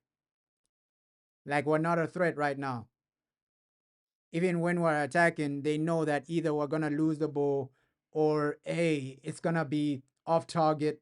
It's just a messed up situation right now, man. Messed up situation for Manchester United, and we are at home. If we lose at home against 10 men, it's a disaster, bro. It's genuinely a disaster. Come on. But still 45 minutes. Still 45 minutes to go. So that second half, it's all or nothing, man. It's all or nothing in the second half. And the game plan will be the same from Everton. We know what they're going to do. They're just going to be defending like this second half. So it's up to Man United to just say, okay, we're going to be a bit more brave. Yeah, halftime though. Halftime. We're going to be a bit more brave and just commit more bodies, bro. Halftime though. Halftime, not really the greatest half. That was an embarrassing half of football. Idris Gueye slaps his teammates, gets a red card, and then Everton score. We're 1-0 down to an Everton team with 10 men. So, yeah, that second half we needed is massive, major improvements, bro. Massive, major improvements are needed. This is not what we wanted to see. This is not the team we expected to see. After 2 weeks of no football, you come in with a poor performance like that. It's not good enough, bro. It's genuinely not good enough. After 2 weeks of no football, this is the type of performance you're showing up with. This is the type of performance you're delivering. So, it's not good enough, man. It's not good enough. That performance was below average, especially in the final third. That's why second half, I think Man United, we need to be a bit more brave. The tactics from the manager need to be a bit more brave. Remove one defender. Because look like second half, Everton are just gonna be defending, bro. Remove one defender, bring in maybe Mason Mount or Kobe Maino, whichever attacking, because we don't have Sesko on the bench. The only attacking minded players we have is Kobe Maino, Mason Mount. Bring one of those two in and go for the game, bro. Go for the game. You can still end this game 3-1. You can still end this game 3-1. These guys are 10 men down. Yeah, we really need to do better, bro. We really need to do better because that first half, it just shows you that we're not ready. We're not really ready. We're too inconsistent as a team. This is why top four might be difficult because this team is too inconsistent. One day you perform, the next, and this was the inconsistency in the Tottenham game, right? Tottenham game were 1-0 up for majority of the game, and then you allow Tottenham to score 2 quick goals. I don't know what the hell that first half was, bro. That first half was embarrassing, bro. I won't even lie to you. Like, that was one of the worst first halves I've seen because 10 men Everton, they weren't even scared. They got a goal when they were 10 men down. Everton got a goal when they were 10 men down. Imagine 11v11. It would have been worse. So thank the Lord Idris Gueye slapped his teammate. Right? Thank the Lord Idris Gueye slapped his teammate. But now we got to capitalize from that situation, bro. Maybe you're right, bro. Maybe you're right. International break might have spoiled the sharpness. But, bro. With us, we just need to turn up in the second half. That should be the mindset. Not this situation of you're up and down, right? Today you win, tomorrow you lose.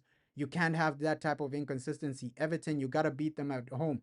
You're saying Everton are exploding our midfield and Dogu and Mazraoui aren't wingbacks. Yeah, bro, that's That's the main thing with Dogu, Mazraoui. They won't really make those overlapping runs consistently like normal wingbacks, bro. They won't really make those overlapping runs like normal wingbacks. But against 10 men, we should be doing better, bro. We should be doing way better.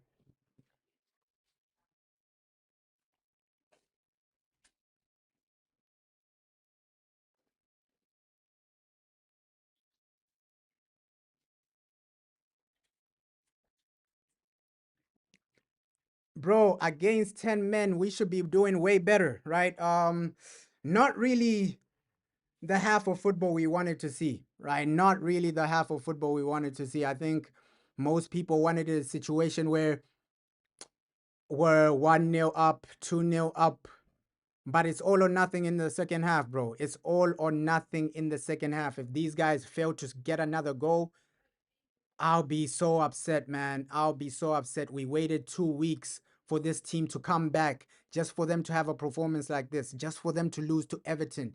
Come on, it's not good enough, man. It's not good enough. And this is an Everton team. I think a lot of people are confident that, oh, yeah, we should be beating this team. We should be dominating this team. We should be scoring. That's the most disappointing thing, right?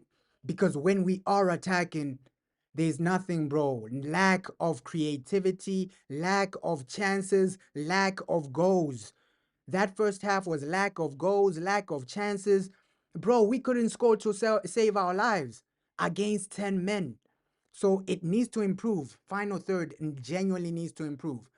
That's not good enough at the highest level of football.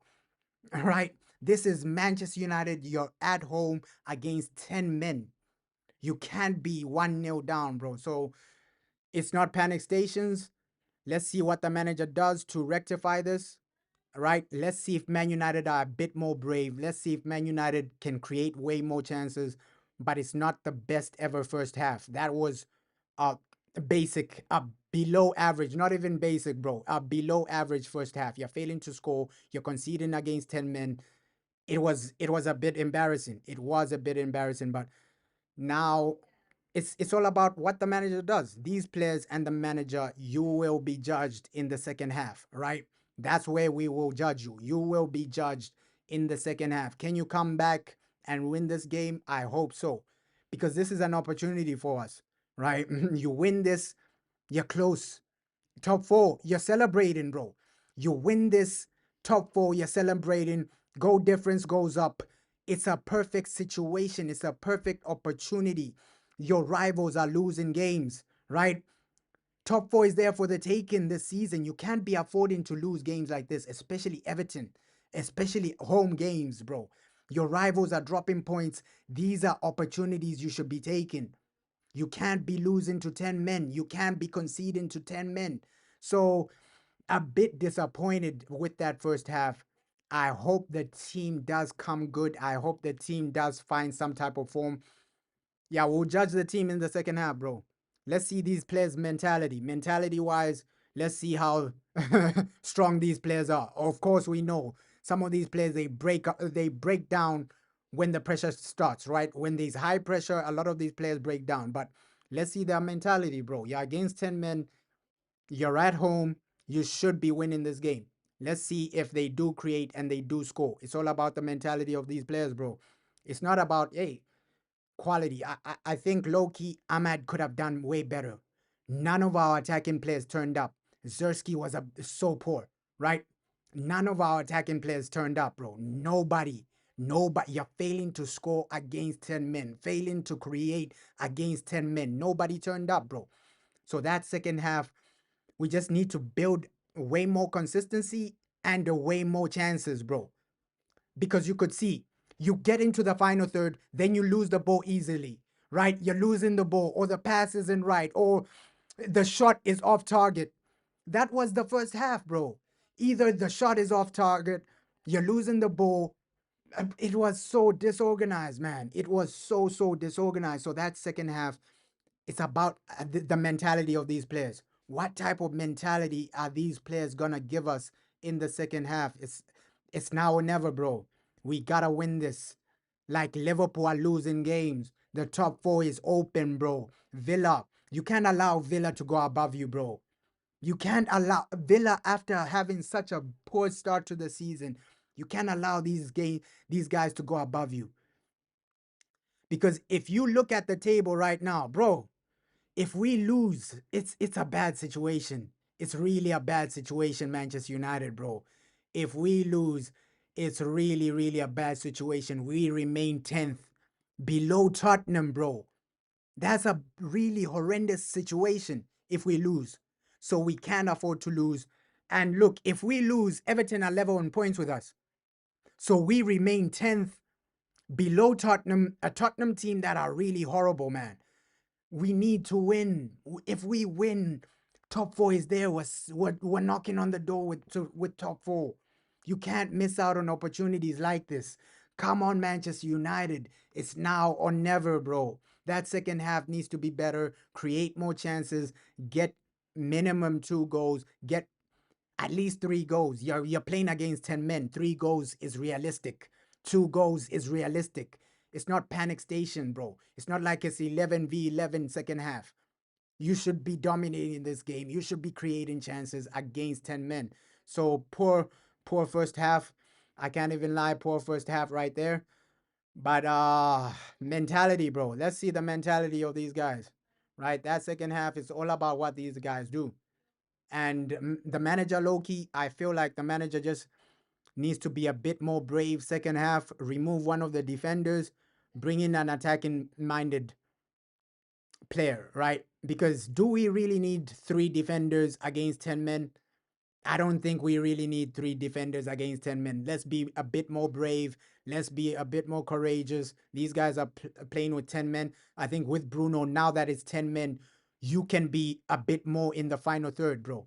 He can be roaming a bit more in that final third. So Bruno, now that it's a situation where we're playing against 10 men, you should be roaming in the final third. You should be supporting guys like Zersky, guys like Ahmad, guys like Mbuemo. So let's see what these attacking players do. It's all about their attack for me. For me, it's all about their attack. Of course, you can still blame the defense for conceding that goal, but overall, attack needed to be better. Looks like Mason Mount is coming on at halftime. So the manager's done what we were asking him for. Okay, make a brave substitution. Make a brave substitution. Bring in another attacking player to see out the game, right? You need to see out the game, and it looks like he's brought on Mason Mount right at halftime. So that's that's what we were asking for. Okay, make a brave substitution. Bring more bodies into the attack. Bring more bodies into the attack. Yeah, Joshua Zersky. Not really uh the start he wanted, right? Because Josh, he hasn't really played a lot this season. Maybe you can say, hey, he lacks match fitness, but it wasn't the greatest performance from any of our attacking players. I won't even lie, bro. I won't even gas it up and say, hey, this guy was unbelievable. That guy was okay. Nobody was good, bro. Nobody was good in that first half. You're playing against 10 men. I think the only guy that can say, yo, I did my job is probably Delit, because that goal we conceded, Delit wasn't even near it. So the only guy that can say, yo, 100% I did my job was Delit. I think attack, midfield, the midfield needed to do way more to create. The number 10s who needed to do way more to create. The striker needed to do way more. So we still have a lot. Dogu, Mazraoui, they haven't been really supporting the attack as wingbacks, right? Because that's their job, bro. As wingbacks, you need to make those runs.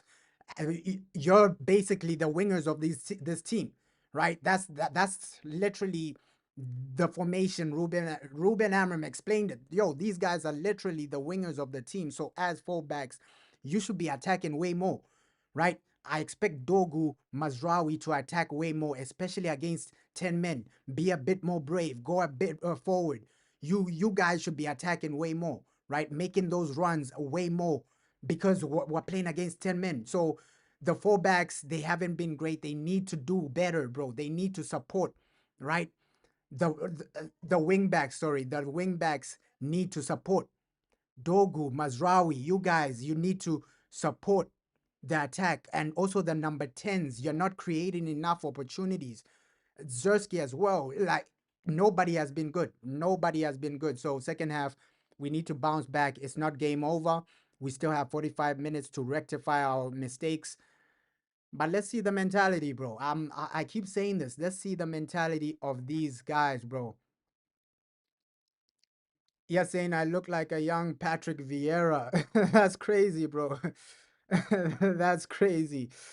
That's crazy. But let's see the mindset of these players, bro. Because if you can genuinely get a goal, that's what we want to see. That is what we want to see. That's crazy, bro. But thanks for the support, bro. Thanks for the support, man. Thanks for supporting this channel. Oh, we hope we can get something, man. It's obviously right now a lot of people are frustrated that we are 1-0 down, but it's not the end of the world, bro. We still have 45 minutes to rectify our mistakes.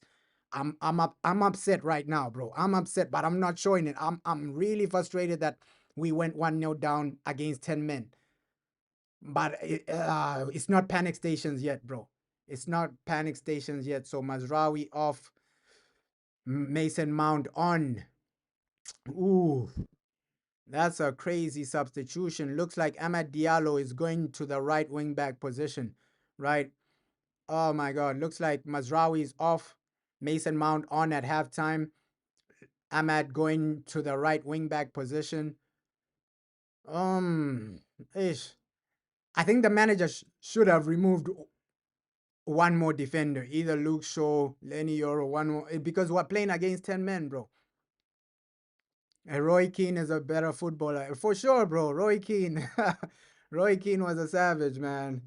Roy Keane. Nah, but Mazraoui off, Mason Mount on. Let's hope Mason Mount can do something to help us get a goal, bro. I just want us to win. Like the game is there for us. We can still win this 45 minutes. Let's see what this team do, bro. Let's see what this team do. Let's hope they're just not wasting our time. Let's hope they do get the result. But it's now or never for Manchester United, bro. It's really now or never for Manchester United. Come on. Come on, you Reds. Come on, you Reds. Oh, man. Come on, you Reds. Second half. Ah, there we go. There we go. Second half. Let's go. Let's go. Let's go. Let's go. Come on, you Reds. It's now or never. You gotta perform. You gotta do this. And you gotta win. You gotta perform. You gotta do this. You gotta win. Come on. Second half is now or never for this team. Let's see the characters of these players, bro. Let's hope they don't bottle it. They love bottling it. They love messing up, Manchester United. They genuinely love messing up. I want to kiss this badge after the game, bro. I want to kiss this badge, Manchester United. I want to kiss this badge after the game. We need to win, bro. We need to win. Come on. Come on. 45 more minutes of this game. Let's see the character of this this team, bro. It's all about what this team can do. You need to win. You need to win. You need to win. But looks like it's just a mindset of attacking second half. It's just a mindset of attacking. For sure. Let's hope it's not like the first half where you have all the possession but you're not creating anything. Second half we need to get a goal, bro. It shouldn't be like the first half where you have all the possession but you're not creating anything. So let's see. Manchester United is now or never. Come on, you Reds. We want to kiss this badge after you win. This is 10 men, bro. This is 10 men Everton. I think Luke Shaw has started well in the second half. Luke Shaw has started well. For sure, we're driving forward a bit more. Ahmad as a right wing back.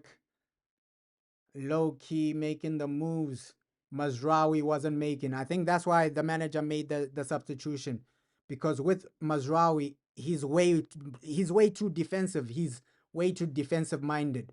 With Ahmad, he's gonna make those runs. He's gonna do way more attacking as a right wing back. So I understand the substitution, bro. I understand the substitution. And Mason Mount in the number 10. Let's hope he creates something. Let's hope he gets something. But ish, we still have time to rectify our mistakes, bro. We still have time to rectify our mistakes. This is Manchester United. It's now or never. Do it for the people, bro. We gotta win this game for the people. Come on, come on. Oh, and that's the thing. The more time goes, the more pressure is put on the team, bro. Because realistically, if you don't score the first goal before the 80th minute, then you'll be stuck in a situation where you can only get a 1-1 situation. So before the 80th minute, you need to get one goal, at least before the 60th minute, bro. Before the 60th minute, get the first goal. Then after that, look for a winner. If we can even get 3 goals, it's 10 men, bro. It's 10 men. Let's be more ambitious. We're playing 10 men right now. We can even get 3 goals. We should be aiming for like a 3-1 situation. We're playing 10 men, bro. We are playing 10 men. We should be. If we fail to score today, it's really embarrassing. Against 10 men, it's really embarrassing, bro. It is really embarrassing. So come on, come on. Come on, you Reds. And you can see the passing is sloppy. That's what we were complaining about in the first half. Like the passing, the creativity is nowhere to be seen. Really nowhere to be seen. Lack of creativity. The passing is anyhow, anyway. Bro, what are we doing? What are we genuinely doing? Yeah, bro, almost like 4 minutes right now, bro. You're right. Like into the second, and we're playing horrible. You're right, bro. We're playing shit, bro. Like it's not good enough. These are 10 men Everton. And I said it at halftime, like their mindset, their viewpoint will be the same. The same as the first half. Everton, they'll be okay not scoring in the second half. They just want to defend. But look, they're still getting into our final third, Everton, which is worrying, which is extremely worrying. Let's hope Casemiro doesn't get another yellow, because if it's another yellow, then it makes our game way harder, right? If it's 10 v 10, then it makes our game way harder. So let's just hope Casemiro doesn't get another yellow, because with Cas, he's the type of player that might get another yellow, bro. We know Casemiro. We know Cas, bro. We know Cas. He'll overcommit in a challenge and then get another yellow. Let's hope that doesn't happen, bro. Let's hope that doesn't happen. But yeah, the mindset should be just attacking, bro. Why are you not attacking, Manchester United? Come on. Come on. We should be celebrating goals right now.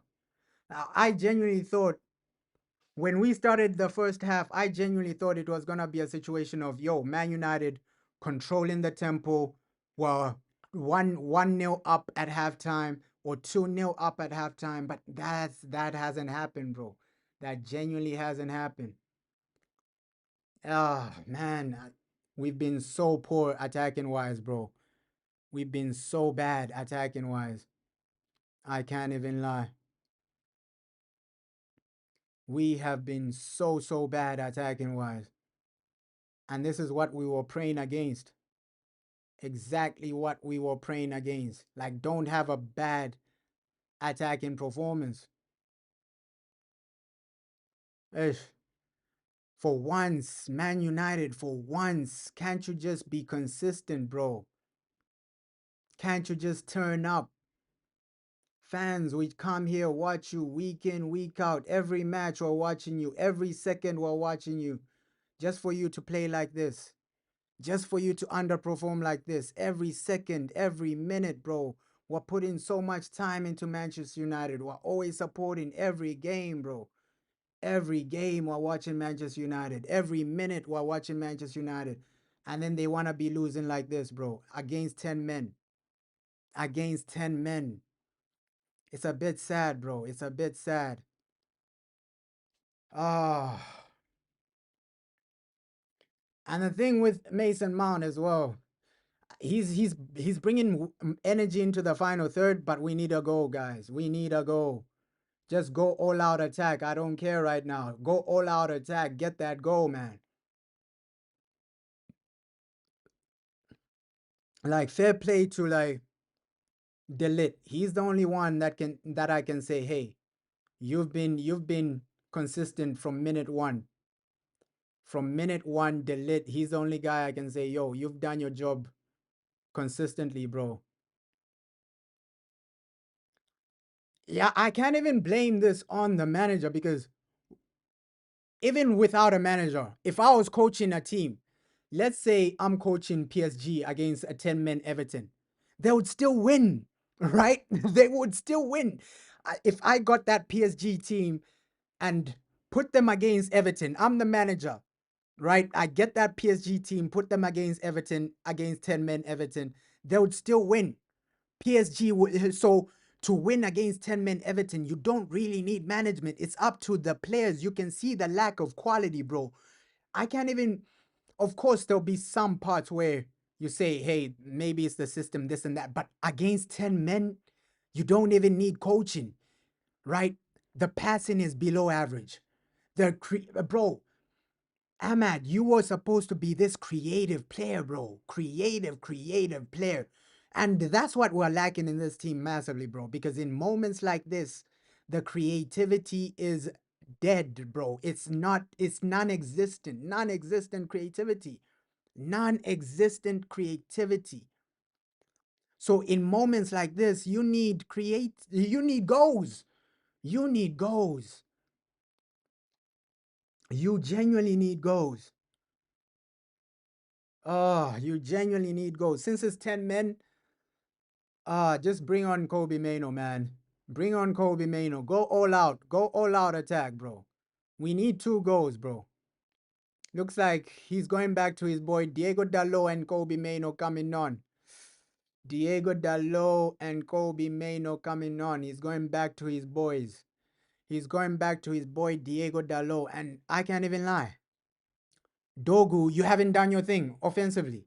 Let's hope Diego Dalot improves us offensively, bro. But Dogu, you haven't offered anything offensively, bro. So as a wingback, you're also meant to attack, right? That is your job as a wingback. So Dogu, you haven't offered too much. So I understand. Yo, bring on Diego Dalot is the only option for that.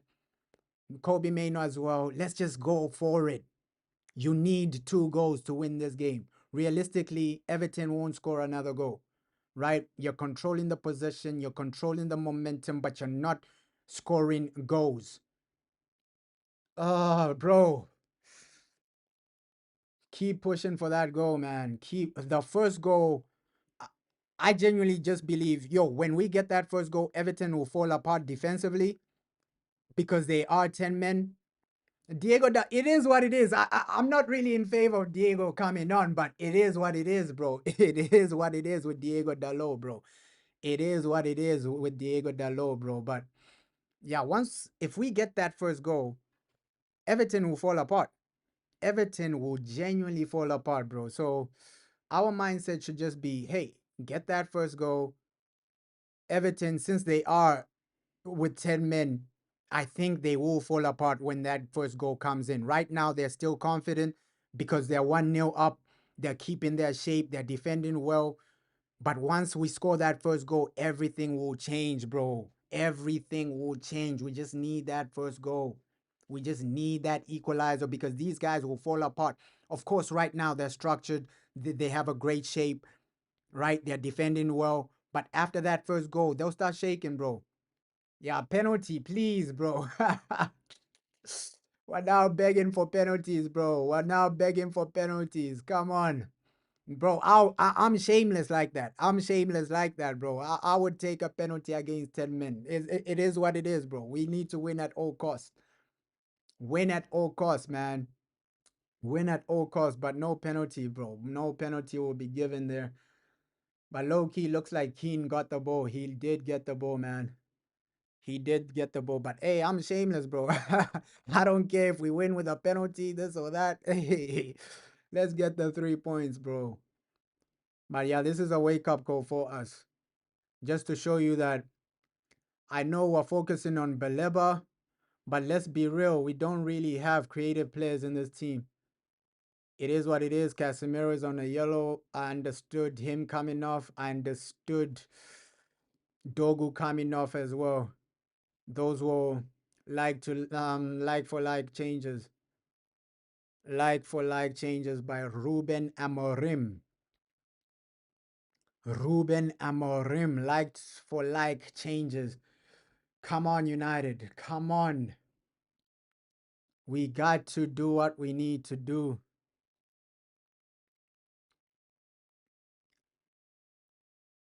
Nah, I get why he's subbing off Casemiro, bro, because Cas does have a yellow card and he doesn't want to risk probably another yellow for Cas. Probably that's why he took off Casemiro.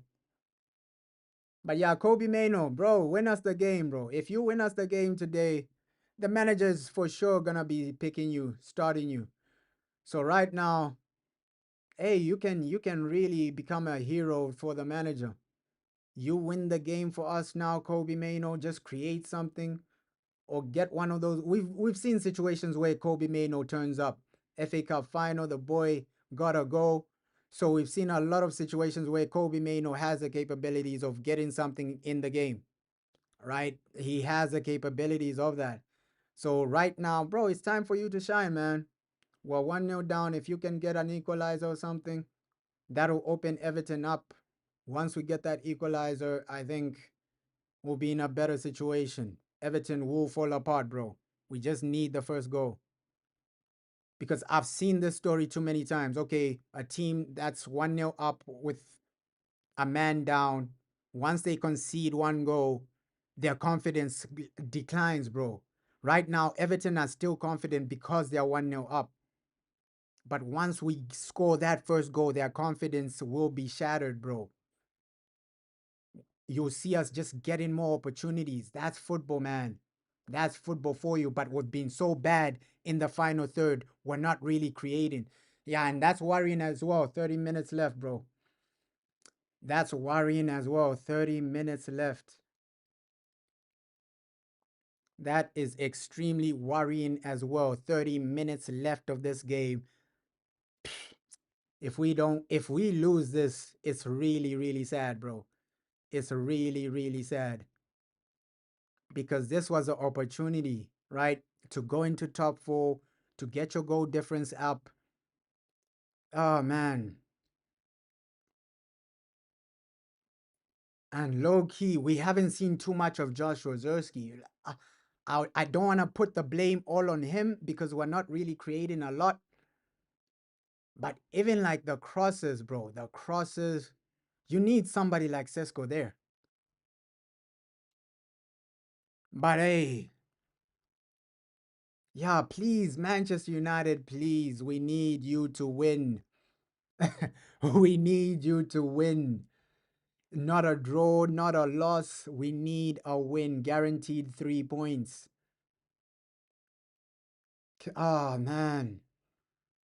And the sad part is when it reaches 80th minute, we might have to forget about a win. So if we don't score by the 80th minute, we have to forget about a win. The best we can do is probably a draw. At least 85th minute. But we've seen crazy things in football, man. We've seen crazy things in football. 5 minutes to go, and then you score 2 goals or something. We've seen crazy moments in football. You can never write off anything in football, bro. Who thought that Idris Gueye would slap his teammate, get a red card, and then Everton score one goal, go 1-0 up? Nobody ever predicted a game like this, bro.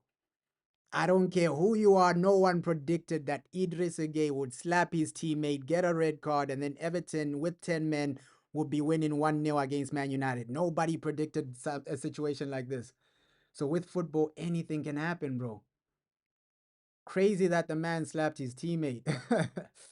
That is a crazy, bro. Like he lost his mind, Idris Gay. That was psychopathic. The man slapped his teammate and got a red card. Oh, come on. That's the thing. At least now we're getting shots. At least now we are getting shots off. We are getting shots off. Push for that equalizer, bro. Yeah, Mount nearly, even Mbuemo, we're getting shots now, bro. We're getting shots. Mbuemo, his shot was saved, and then Mount, bro. We're getting shots. We're getting shots off. We are getting shots off, man. We are really, really getting shots off. Come on.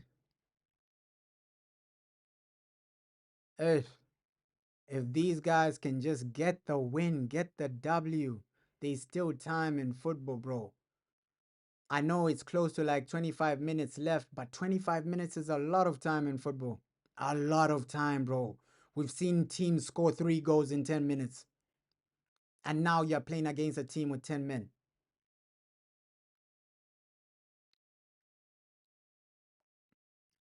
Come on, you Reds. It's now or never. But that link up, you can see the link up between Zersky and Mount. It's really good, man. They're really looking for each other, Zersky and Mount. That link up between Zersky and Mount, it's really making sense, bro. It's really, really making sense.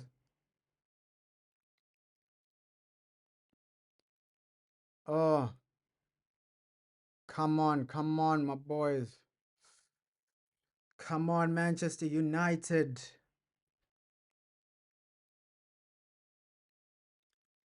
Come on, Manchester United.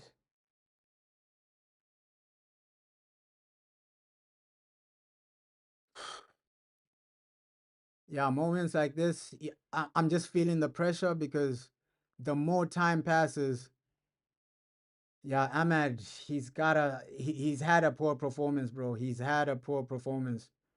I said it at halftime, bro. I said it at halftime. Ahmad hasn't been great. But the more time passes, the more you lose confidence, bro. I'm really feeling the pressure now, bro. This team, you gotta turn up in games like this, bro. Please. Please.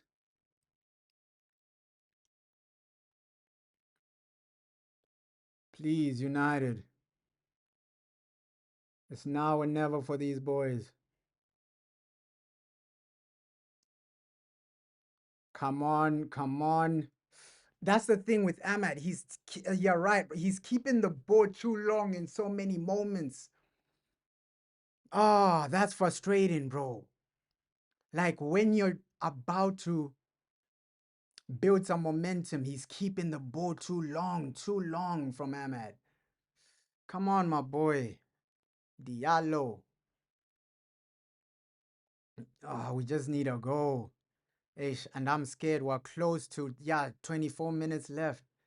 Time is going, these boys. Time is going. The faster you get an equalizer, the better it is for us. Yeah, these are chances missed, bro. Because not winning this game, bro, it doesn't make sense for us to laugh at Liverpool and then lose against 10 men. Right? So these guys are always embarrassing us, bro. Because we were laughing at Liverpool, yo, this and that, and then now you lose to 10 men at home. This team is always embarrassing us, bro. Whether it's Grimsby Town or losing to 10 men, bro, this team always finds a way to embarrass us. Losing to Tottenham in a final, this team, bro, the inconsistency is bad. It's so bad from this team. Yeah, we cannot be drawing this game, bro. We had to win. This was a must win. Because trust me, I've seen the fixture list, bro. Like next year, January, you play Arsenal, you play Man City in January.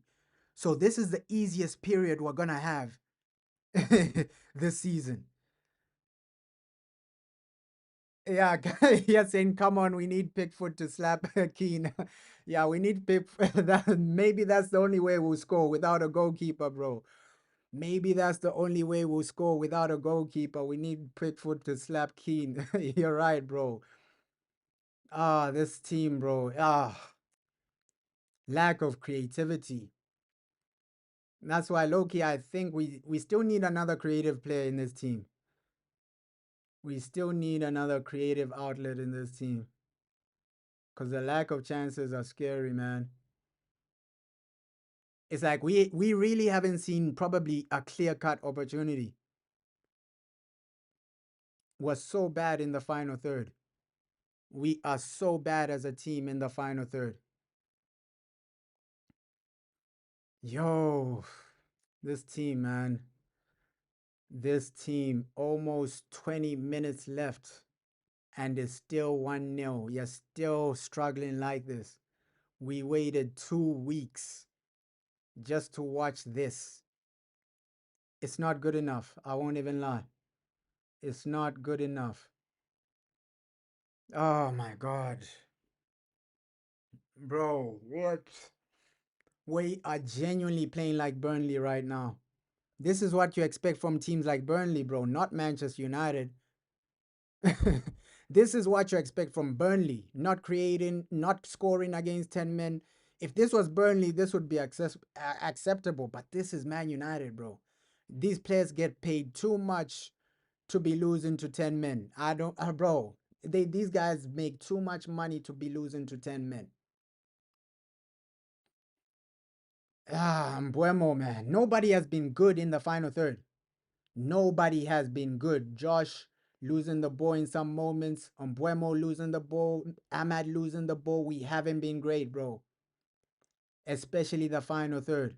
The only player I can say fair play, you've been consistent from minute one is Delit. To be fair, Delit, he's always 7 out of 10 in every game. Oh, man. Our attack doesn't turn up. Our midfield doesn't turn up. Our midfield can't create. Our attack can't create. It's a disaster, man. It's really a disaster. Against 10 men, you can't get one goal. It's a disaster, bro. It's genuinely a disaster. You're playing 10 men and you can't get one goal. Just one. Why not? We are actually begging for 2 goals, right? We are actually begging for 2 goals, but these guys can't even score one, bro. Now, I think right now we need to risk it all. Forget about playing with 3 center backs. Tell one of the center backs to go up front, right? Luke Shaw, support in the attack, bro. This thing of playing with 3 center backs, come on, let's risk it all now. This is 10 men right now, bro. We gotta risk it all. Ah, Diego, man. This is bad, bro. 20 minutes left, and it's still 1-0. And the moment it hits that 80th minute mark, we probably have to give up on a win. Because the whole match, for 70 minutes, these guys can't get a goal against 10 men. Because Idris Gueye, he got a red card early, bro. He got a red card maybe in the first 20 minutes. So for majority of the game, you can't create and get a goal, bro. Oh, shit. That's the thing. These guys, we've been so poor final third. Bruno, off target. Guys, you're off target. Come on. Oh, we've been so poor, bro. Either you're off target or the pass isn't right or you're messing up. Oh my God. Oh my God. Oh, no, no, no, no, no, no, no. No, no, no, no. Please, please, please, please, Manchester United, please, please, please. You cannot be losing to 10 men. Oh my God. Idris Gueye slapped his teammate, got a red card, but was still losing. Oh my God, man. Yeah, we attacking wise, it's been horrible, bro. It's been horrible. Oh man. Why can't we just see what we saw against Brighton? Right? The attacking play we saw against Brighton, bro. It's just that this team they lack consistency. One game you're scoring goals, the next game you're failing to score. It doesn't make sense when you play like that, bro. It genuinely doesn't make sense when you play like that. One game you're scoring, the next game you're failing to score against 10 men. Ah, this team, bro, they are always frustrating people. Man, another opportunity might be missed because Manchester United fail to score. You fail to get into the top four. Ah, it's gonna be frustrating, bro. It's gonna be frustrating. It's really gonna be frustrating. Looks like, hey, the chosen one might get a W, bro. Let's not make that happen, bro. Because if David Moyes gets a W against Man United with 10 men at Old Trafford, it's embarrassing, bro. The chosen one comes back to Old Trafford just to haunt us with 10 men. Oh my god.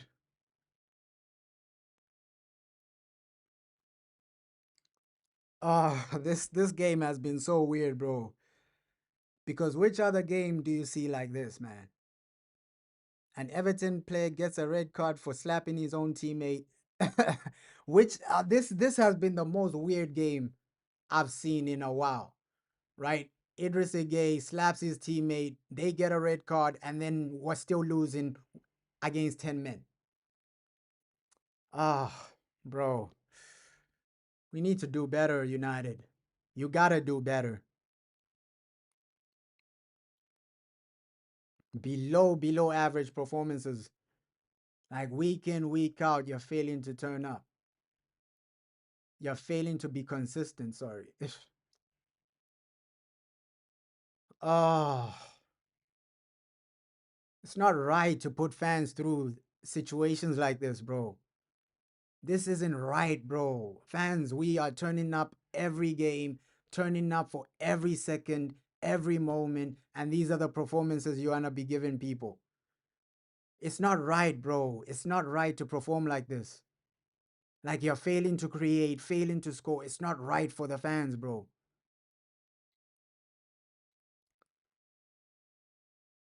You're saying if we do lose this game, this will be our second home defeat this season.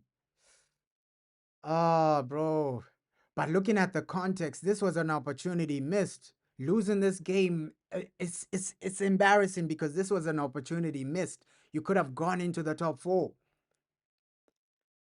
gained some points off of Liverpool, gained 3 more points over Liverpool. And now, if you do lose, bro, teams like Newcastle have caught up. Newcastle are about to catch up, right? Bro, Liverpool are on the same points. Everton have caught up with this, right? You're below Tottenham, a Tottenham team that is having horrible form, horrendous form. So we've missed a massive opportunity.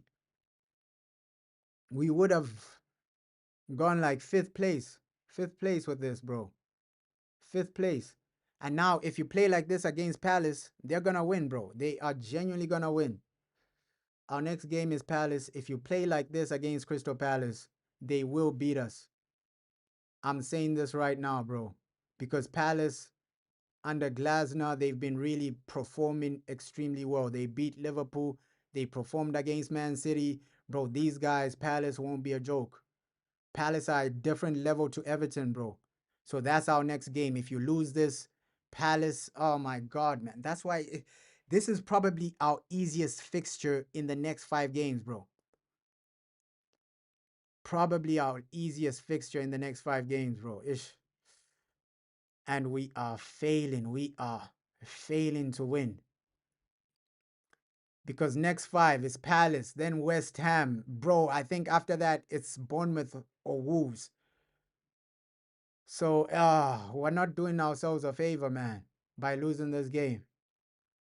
We are not doing ourselves a favor by one struggling in this game, losing this game. It's not good enough.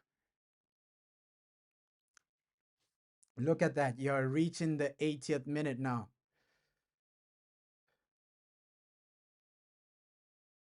Oh man, I think all the players today, especially the attacking players, they need to take accountability for this horrible performance.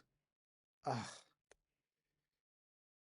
They're just putting the fans through misery, through depression, through horrible performances, bro. Like, this is not what we came here to see. This is not what we came here to see. 10 men Everton, you're underperforming. 10 men Everton, you're failing to score. It's not good enough, bro. It is genuinely not good enough. 10 men Everton, you're failing. 12 minutes left, bro. 12 minutes left. And now looks like the win is slipping out of our hands, bro. If you don't score now, the win is gone. The best you can get is a draw. Look, a 10 men Everton team are still attacking better than you are. This is embarrassing, bro. This is genuinely embarrassing. I'm always going to say this is genuinely embarrassing. Getting slapped at home by 10 men. Bro, yeah, I can't even make excuses for any of these players after this. The only one that can say, yo, I did my job is Delit. The rest, you've been an embarrassment. Proper embarrassing players, bro. Proper embarrassing players. Proper embarrassing players. And I was saying this about Ahmad. He has the talent, but he lacks the consistency. That's the thing with Ahmad, bro. He has the talent, but he lacks the consistency. Right? With Mbuemo, I'll give him I'll give him a day off because he's been our player of the season. Okay, cool. He had a bad game. This is his first bad game in a long time. But the rest, bro, they have to take. Yeah, Zersky almost nearly, bro, but nearly isn't enough, bro. Nearly isn't enough. Nearly isn't enough, bro. Nearly scoring isn't enough. We need a goal now. We need a goal. But that was a great header from Zersky. That was a great header from Zersky. But that's the frustration with this team. Why are you attacking like this in the final 10 minutes? That's what doesn't really make sense with these players. Now you want to get a goal. Final 10 minutes, right? You had the whole game to attack like this. Now you want to be creating chances. Now you want to be testing Pickford. That's a surprising thing, bro. Yeah, set pieces are only hope. Which is embarrassing, bro. Which is embarrassing. That's the frustrating thing about this team. In the 80th minute, this is when you want to get a goal. This is when you want to be testing the goalkeeper. You've had the whole game, bro. Oh, man. These players, they have to do a walk of shame, bro, at OT after the game. A walk of shame. People just have to throw bottles at them. A walk of shame. Walk of shame. You've let us down. People need to throw bottles at them. Walk of shame. You've let us down today. This has been embarrassing, bro. Embarrassing result. Walk of shame for these players, bro. Just throw bottles after the game. Walk of shame. You've embarrassed us, bro. You're saying we can still score goals in the next 10 minutes plus extra time. But with these players, bro, they don't give me that type of confidence. I think the most they can do is one goal. The most they can do is one goal. Just make these guys do a walk of shame after this horrible performance.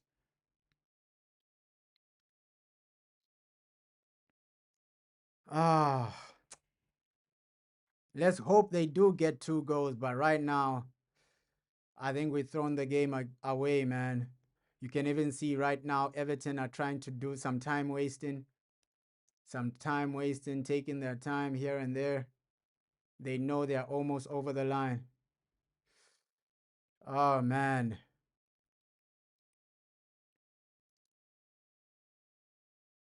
But yeah, with Ahmad, he's been poor today, bro. The passing has been below average. Ahmad has been poor, bro. He has been poor. But it's been everybody, bro. It's genuinely been everybody. Feel sorry for the fans that had to watch this, man. Like you're losing to 10 men. It's been embarrassing. Ah, this is not good enough for Manchester United. And low key, we've been suffering for a long time, bro. The Glazers have made us suffer for a long time. Ah, the Glazers have made us suffer for a long time, bro. 8 more minutes. At least get a point, though. At least get a goal. You can't go out 1-0 against 10 men. Please.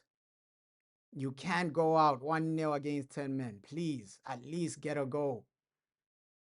All I'm praying for is a goal. Come on, United. All I'm praying for is a goal. At least get a goal, please.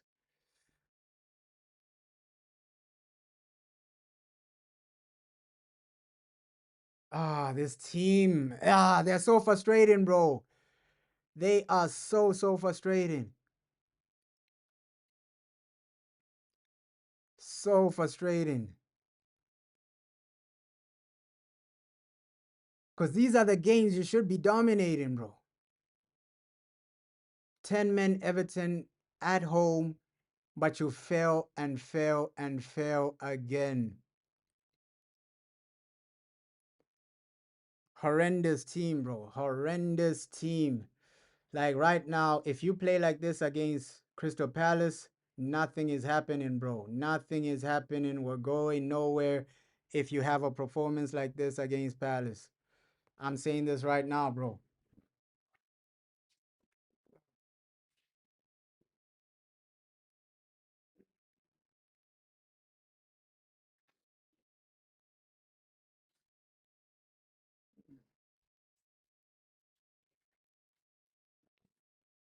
I'm saying this right now, bro. We're going nowhere with performances like this. Oh, man. It's so sad, bro. It's so sad that when we always have opportunities to do what we need to do, we fail to take them. This was a massive opportunity for United. Like the manager was talking with confidence before the game, the players were talking with confidence before the game. Low key with Cunha, I think the team plays better, but just because you don't have Cunha doesn't mean you should be losing like this to 10 men. Right? That's not an excuse for these players, bro. Yeah, we're really going nowhere, bro. We are really going nowhere. David Moyes with 10 men is beating Manchester United. Just think about that. That's reality right now. Right? Reality right now. Less than 5 minutes plus added time. Let's see what the added time is. But we know how the referees are. When Man United are losing, they don't really add a lot of added time. We know how the referees are. He's gonna add 3 minutes. If we were winning, he was gonna add like 7 minutes. So we know how the referees are, man. When we are when Man United are losing, they don't add a lot of time. We know how these referees are. They only add a lot of time for teams like Liverpool.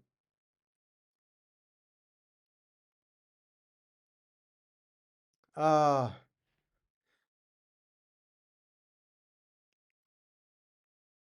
you're saying if Amram would have gotten players in the summer, this wouldn't have happened.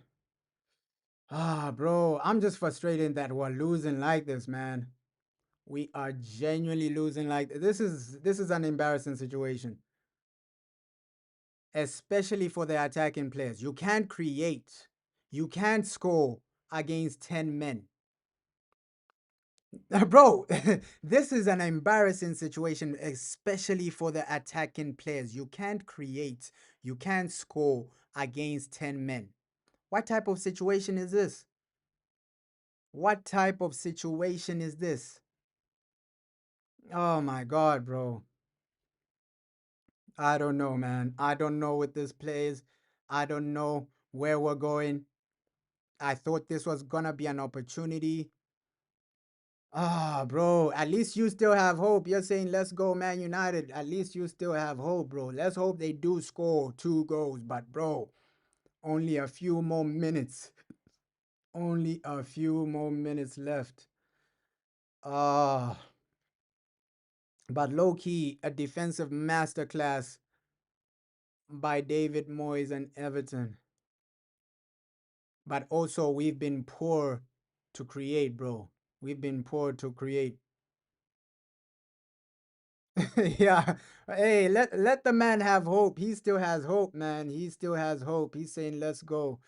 He still has hope, man. He still genuinely has hope. So let the guy have hope, but I don't have hope at all, bro. I genuinely don't have hope at all. Oh, man. 3 minutes to go. You're 1-0 down against 10 men.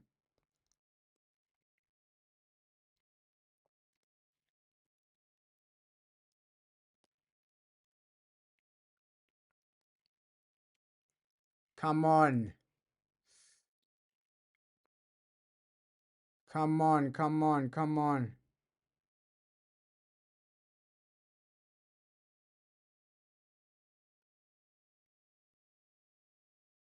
Ah, come on, United. We gotta do what we need to do, bro. We gotta do what we need to do. Ish. But looks like we're gonna lose this game the way the game is going, failing to create, below average.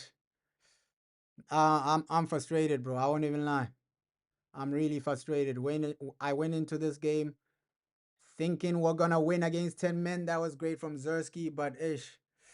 Zersky towards the end has been getting some good opportunities. But looks like it's too late, bro. Looks like you're only getting opportunities when it's too late. I wish he scored that though. I wish he scored that, but great save from Pickford. We're only getting opportunities towards the end, bro. We are only getting opportunities towards the end. Man, this is frustrating. This is really frustrating. This is really, really frustrating, bro. Oh,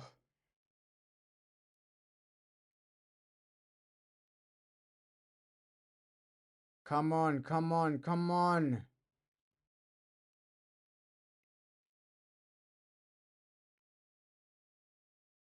Come on.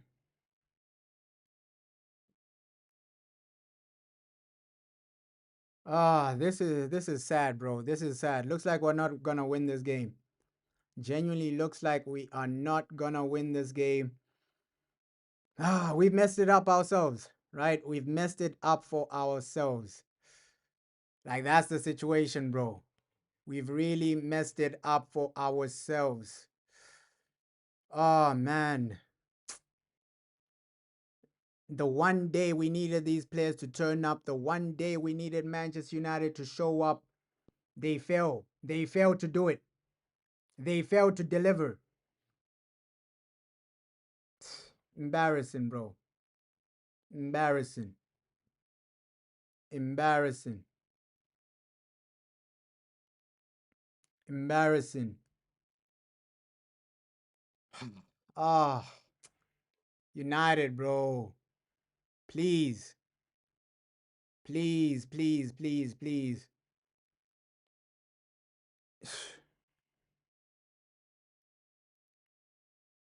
I told you, bro. I told you. I even expected this, bro. I even expected this. Like, we know with Man United, when we're losing, they won't add a lot of time. I told you, bro. I already told you. I already told you when we are losing Premier League, the referees won't add a lot of time. I told you this. It's 4 minutes, bro. It's 4 minutes, but we're already almost 2 minutes in. We're already almost 2 minutes into those 4 minutes. I told you already, bro. Like, yo, when Man United are there, bro, you're saying there's no need. We've lost. Yeah, we've lost, man. Poor result by the team. Poor performance by the attacking players. Couldn't create anything to save their lives, man. Like only a few seconds left of this game. This team is an embarrassment, bro. This team is a genuine embarrassment. I won't even lie, bro. I won't even lie. Like you can see, like, bro, the fact that they've only added 4 minutes and we're already into the third minute. 1 minute left, bro. 1 minute left, though. 1 minute left, bro. Let's hope we can score from this corner, things like that. But looks like the game is almost done, bro. We're gonna fail to win. The best we can do is a draw. The best we can do is 1-1. Another missed opportunity by Manchester United. Oh my God, 10 men. You're losing to 10 men, bro. Losing to 10 men. Ah, oh my God. It's always the situation. You're hoping for the lid to save you during a corner. That's always the situation with United, bro. We're hoping for the lid to save us during a corner. The fact that we're about to lose against 10 men, these players they just need to do a walk of shame, bro. You're failing to create against 10 men, failing to score against. It's embarrassing. It's genuinely embarrassing, and you are at home. 10 men, you're failing to create, failing to score. That's the most embarrassing situation, bro.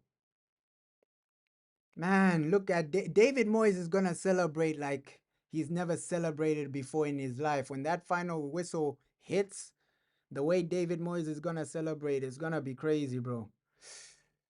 Ah, embarrassing, bro. Embarrassing. There we have it. Full time. Full time, bro. Full time. 1-1.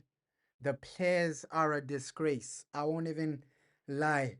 The players are a disgrace. Right? We're flop against 10 men, bro. Full time, bro. We've lost. Full time. The whistle has been blown. Full time. We've lost. We've actually lost to 10 men. Full time. We've lost. 1-0. The whistle has officially been blown. Look at the way David Moyes is celebrating. We've lost. Full time. 1-0. 10 men. Everton have beaten Manchester United away from home. Full time. We've lost, bro. Full time. We've genuinely lost. So accountability needs to be taken by the players, by the manager, by everybody, bro. Low key, most of the players, attacking players, got to take accountability because you're failing to create, failing to score. This is a 10 men team, a 10 men Everton team, bro. It's not like you're playing a 10 men PSG team. This is Everton. Bro, imagine this. Imagine this. You're drawing to an Everton team, 10 men. 10 men Everton team are making it difficult for you to score. You're drawing to Everton, bro. Yeah, some good saves from Pickford, but that was towards the end of the game, bro. The fact that you're failing to even score one goal, you're saying you're pretty sure we're gonna lose to Crystal Palace. Ish, the Palace game, bro. Don't even remind me about that because right now, ish, just frustrating, bro. Just frustrating that we've lost to 10 men. 10 men? Nah, man. Some of these players need to take accountability. Walk of shame for everybody. Everybody needs a walk of shame today, bro, because that was below average, below par. That's the thing with United. We never get consistency. We never get reliability. We never get anything in our favor. Ruben Amram, please take accountability now. Please take accountability now because David Moyes, fair play to the man, right? He got the win. He got the result. He set his team up well. But overall, it's down to us, man. It's just really sad, bro. It's really sad. It's really sad, man. This is a low, man. This is a low. Obviously, we've experienced lower lows. Losing to Grimsby, I think that was the lowest low. But this is another low. You're saying that fool should be sacked. Hey, this is a low. This is another low, man. This is another low. These players are an embarrassment. The manager needs to take accountability as well. The setup wasn't right. Ah, but yeah, for me, I'm just frustrated that we lost, man. The fact that you can't score. We saw that game, bro. We were watching that game in moments where Man United, the passing is below average, right? The passing is below average. Ahmad, you're taking too long on the ball. The off the ball running, everything was a mess, bro. Everything was a mess. And bro, your boy Idris Gueye gave you a golden opportunity. He gave you a gift with a red card. Yeah, I don't know what to say as well, bro. Don't know what to say because how are you doing this, Manchester United? You're saying Amram has done everything the players need to do better. Ugh, bro, everyone needs to take accountability, but it's just frustrating, bro. This was an opportunity missed. You're saying what kind of performance is this? We're still playing 5 at the back with 10 men. That was man. You're saying I told you I don't trust this fraud. Oh man, ish. Missed opportunity, bro. Missed opportunity. Obviously, people are upset right now. People are genuinely upset right now because that was a game you were supposed to win. That was a game you were supposed to get 3 points. And now look at us. We're 10th. Look at us, bro. We're 10th. We could have been 5th, close to top 4. Now we're 10th. Everton, same points as Everton, same points as a poor Spurs team. Come on, guys. Come on, guys. A poor Liverpool team, a Liverpool team with negative goal difference was same points as Liverpool, man. Come on, guys. We gotta do a bit better, man. We gotta do a bit better. This was a missed opportunity, bro. Genuinely missed opportunity. Ah, these players always let us down week in, week out, bro. But ish, bro, I don't know what to say, man. I don't know what to say. You're saying you're sorry, but Amarim must go. Ah, man, I don't know what to say, bro. I don't know what to say, bro. We are really poor against 10 men. Ah, I don't know what to say, bro, because that was a missed opportunity. It's horrendous. You're saying enough is enough. Ah, bro.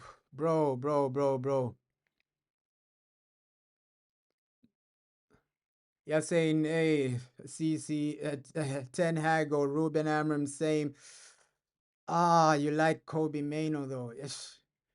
You're saying you're done with this fool. He's clueless. Bro, I'm just losing my mind right now. I'm just losing my mind right now because the fact that you lost to Everton at home and with Ruben, yes, last month he had a great month, right? I'll give him that, but it's back to losing ways, bro. We can't go back to losing ways. We can't go back to losing ways. We've already experienced that last season, bro. And oh man, you're saying you're shocked. I'm also shocked, bro. I'm also shocked and surprised. Like this is a game we missed out on. We missed out on. Like how are we losing 10 men? That's the frustrating part, bro. 10 men, Everton.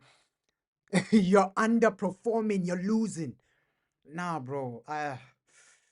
Ah, for fuck's sake, bro. But I'm gonna end this live stream, bro. I'm so frustrated, bro. I'm so frustrated. I feel sorry for all the fans that had to watch that type of game. Everybody that had to watch that, right? We spend 90 minutes of our life watching that football match. Bro, I feel more sorry for the fans, bro. We spent 90 minutes of our life watching Man United fail to score, fail to create. I feel more sorry for the fans, bro. It's frustrating for the fans, bro. You're saying we we win next, but why did we crack? I don't know, bro. It's too inconsistent. One game you win, the next game you lose. It's too inconsistent with Man United. It's too inconsistent and frustrating. There is no hope, bro. I'm also frustrated. I'm also frustrated. And that's crazy. We can be 14th next week if we lose to Crystal Palace. But ish, I'm gonna end this live stream, man. Ish. Shout out to everybody that joined this. Just frustrated that we lost. And bro, we've reached rock bottom again, bro. 10 men Everton coming to Old Trafford and winning. This is bad, bro.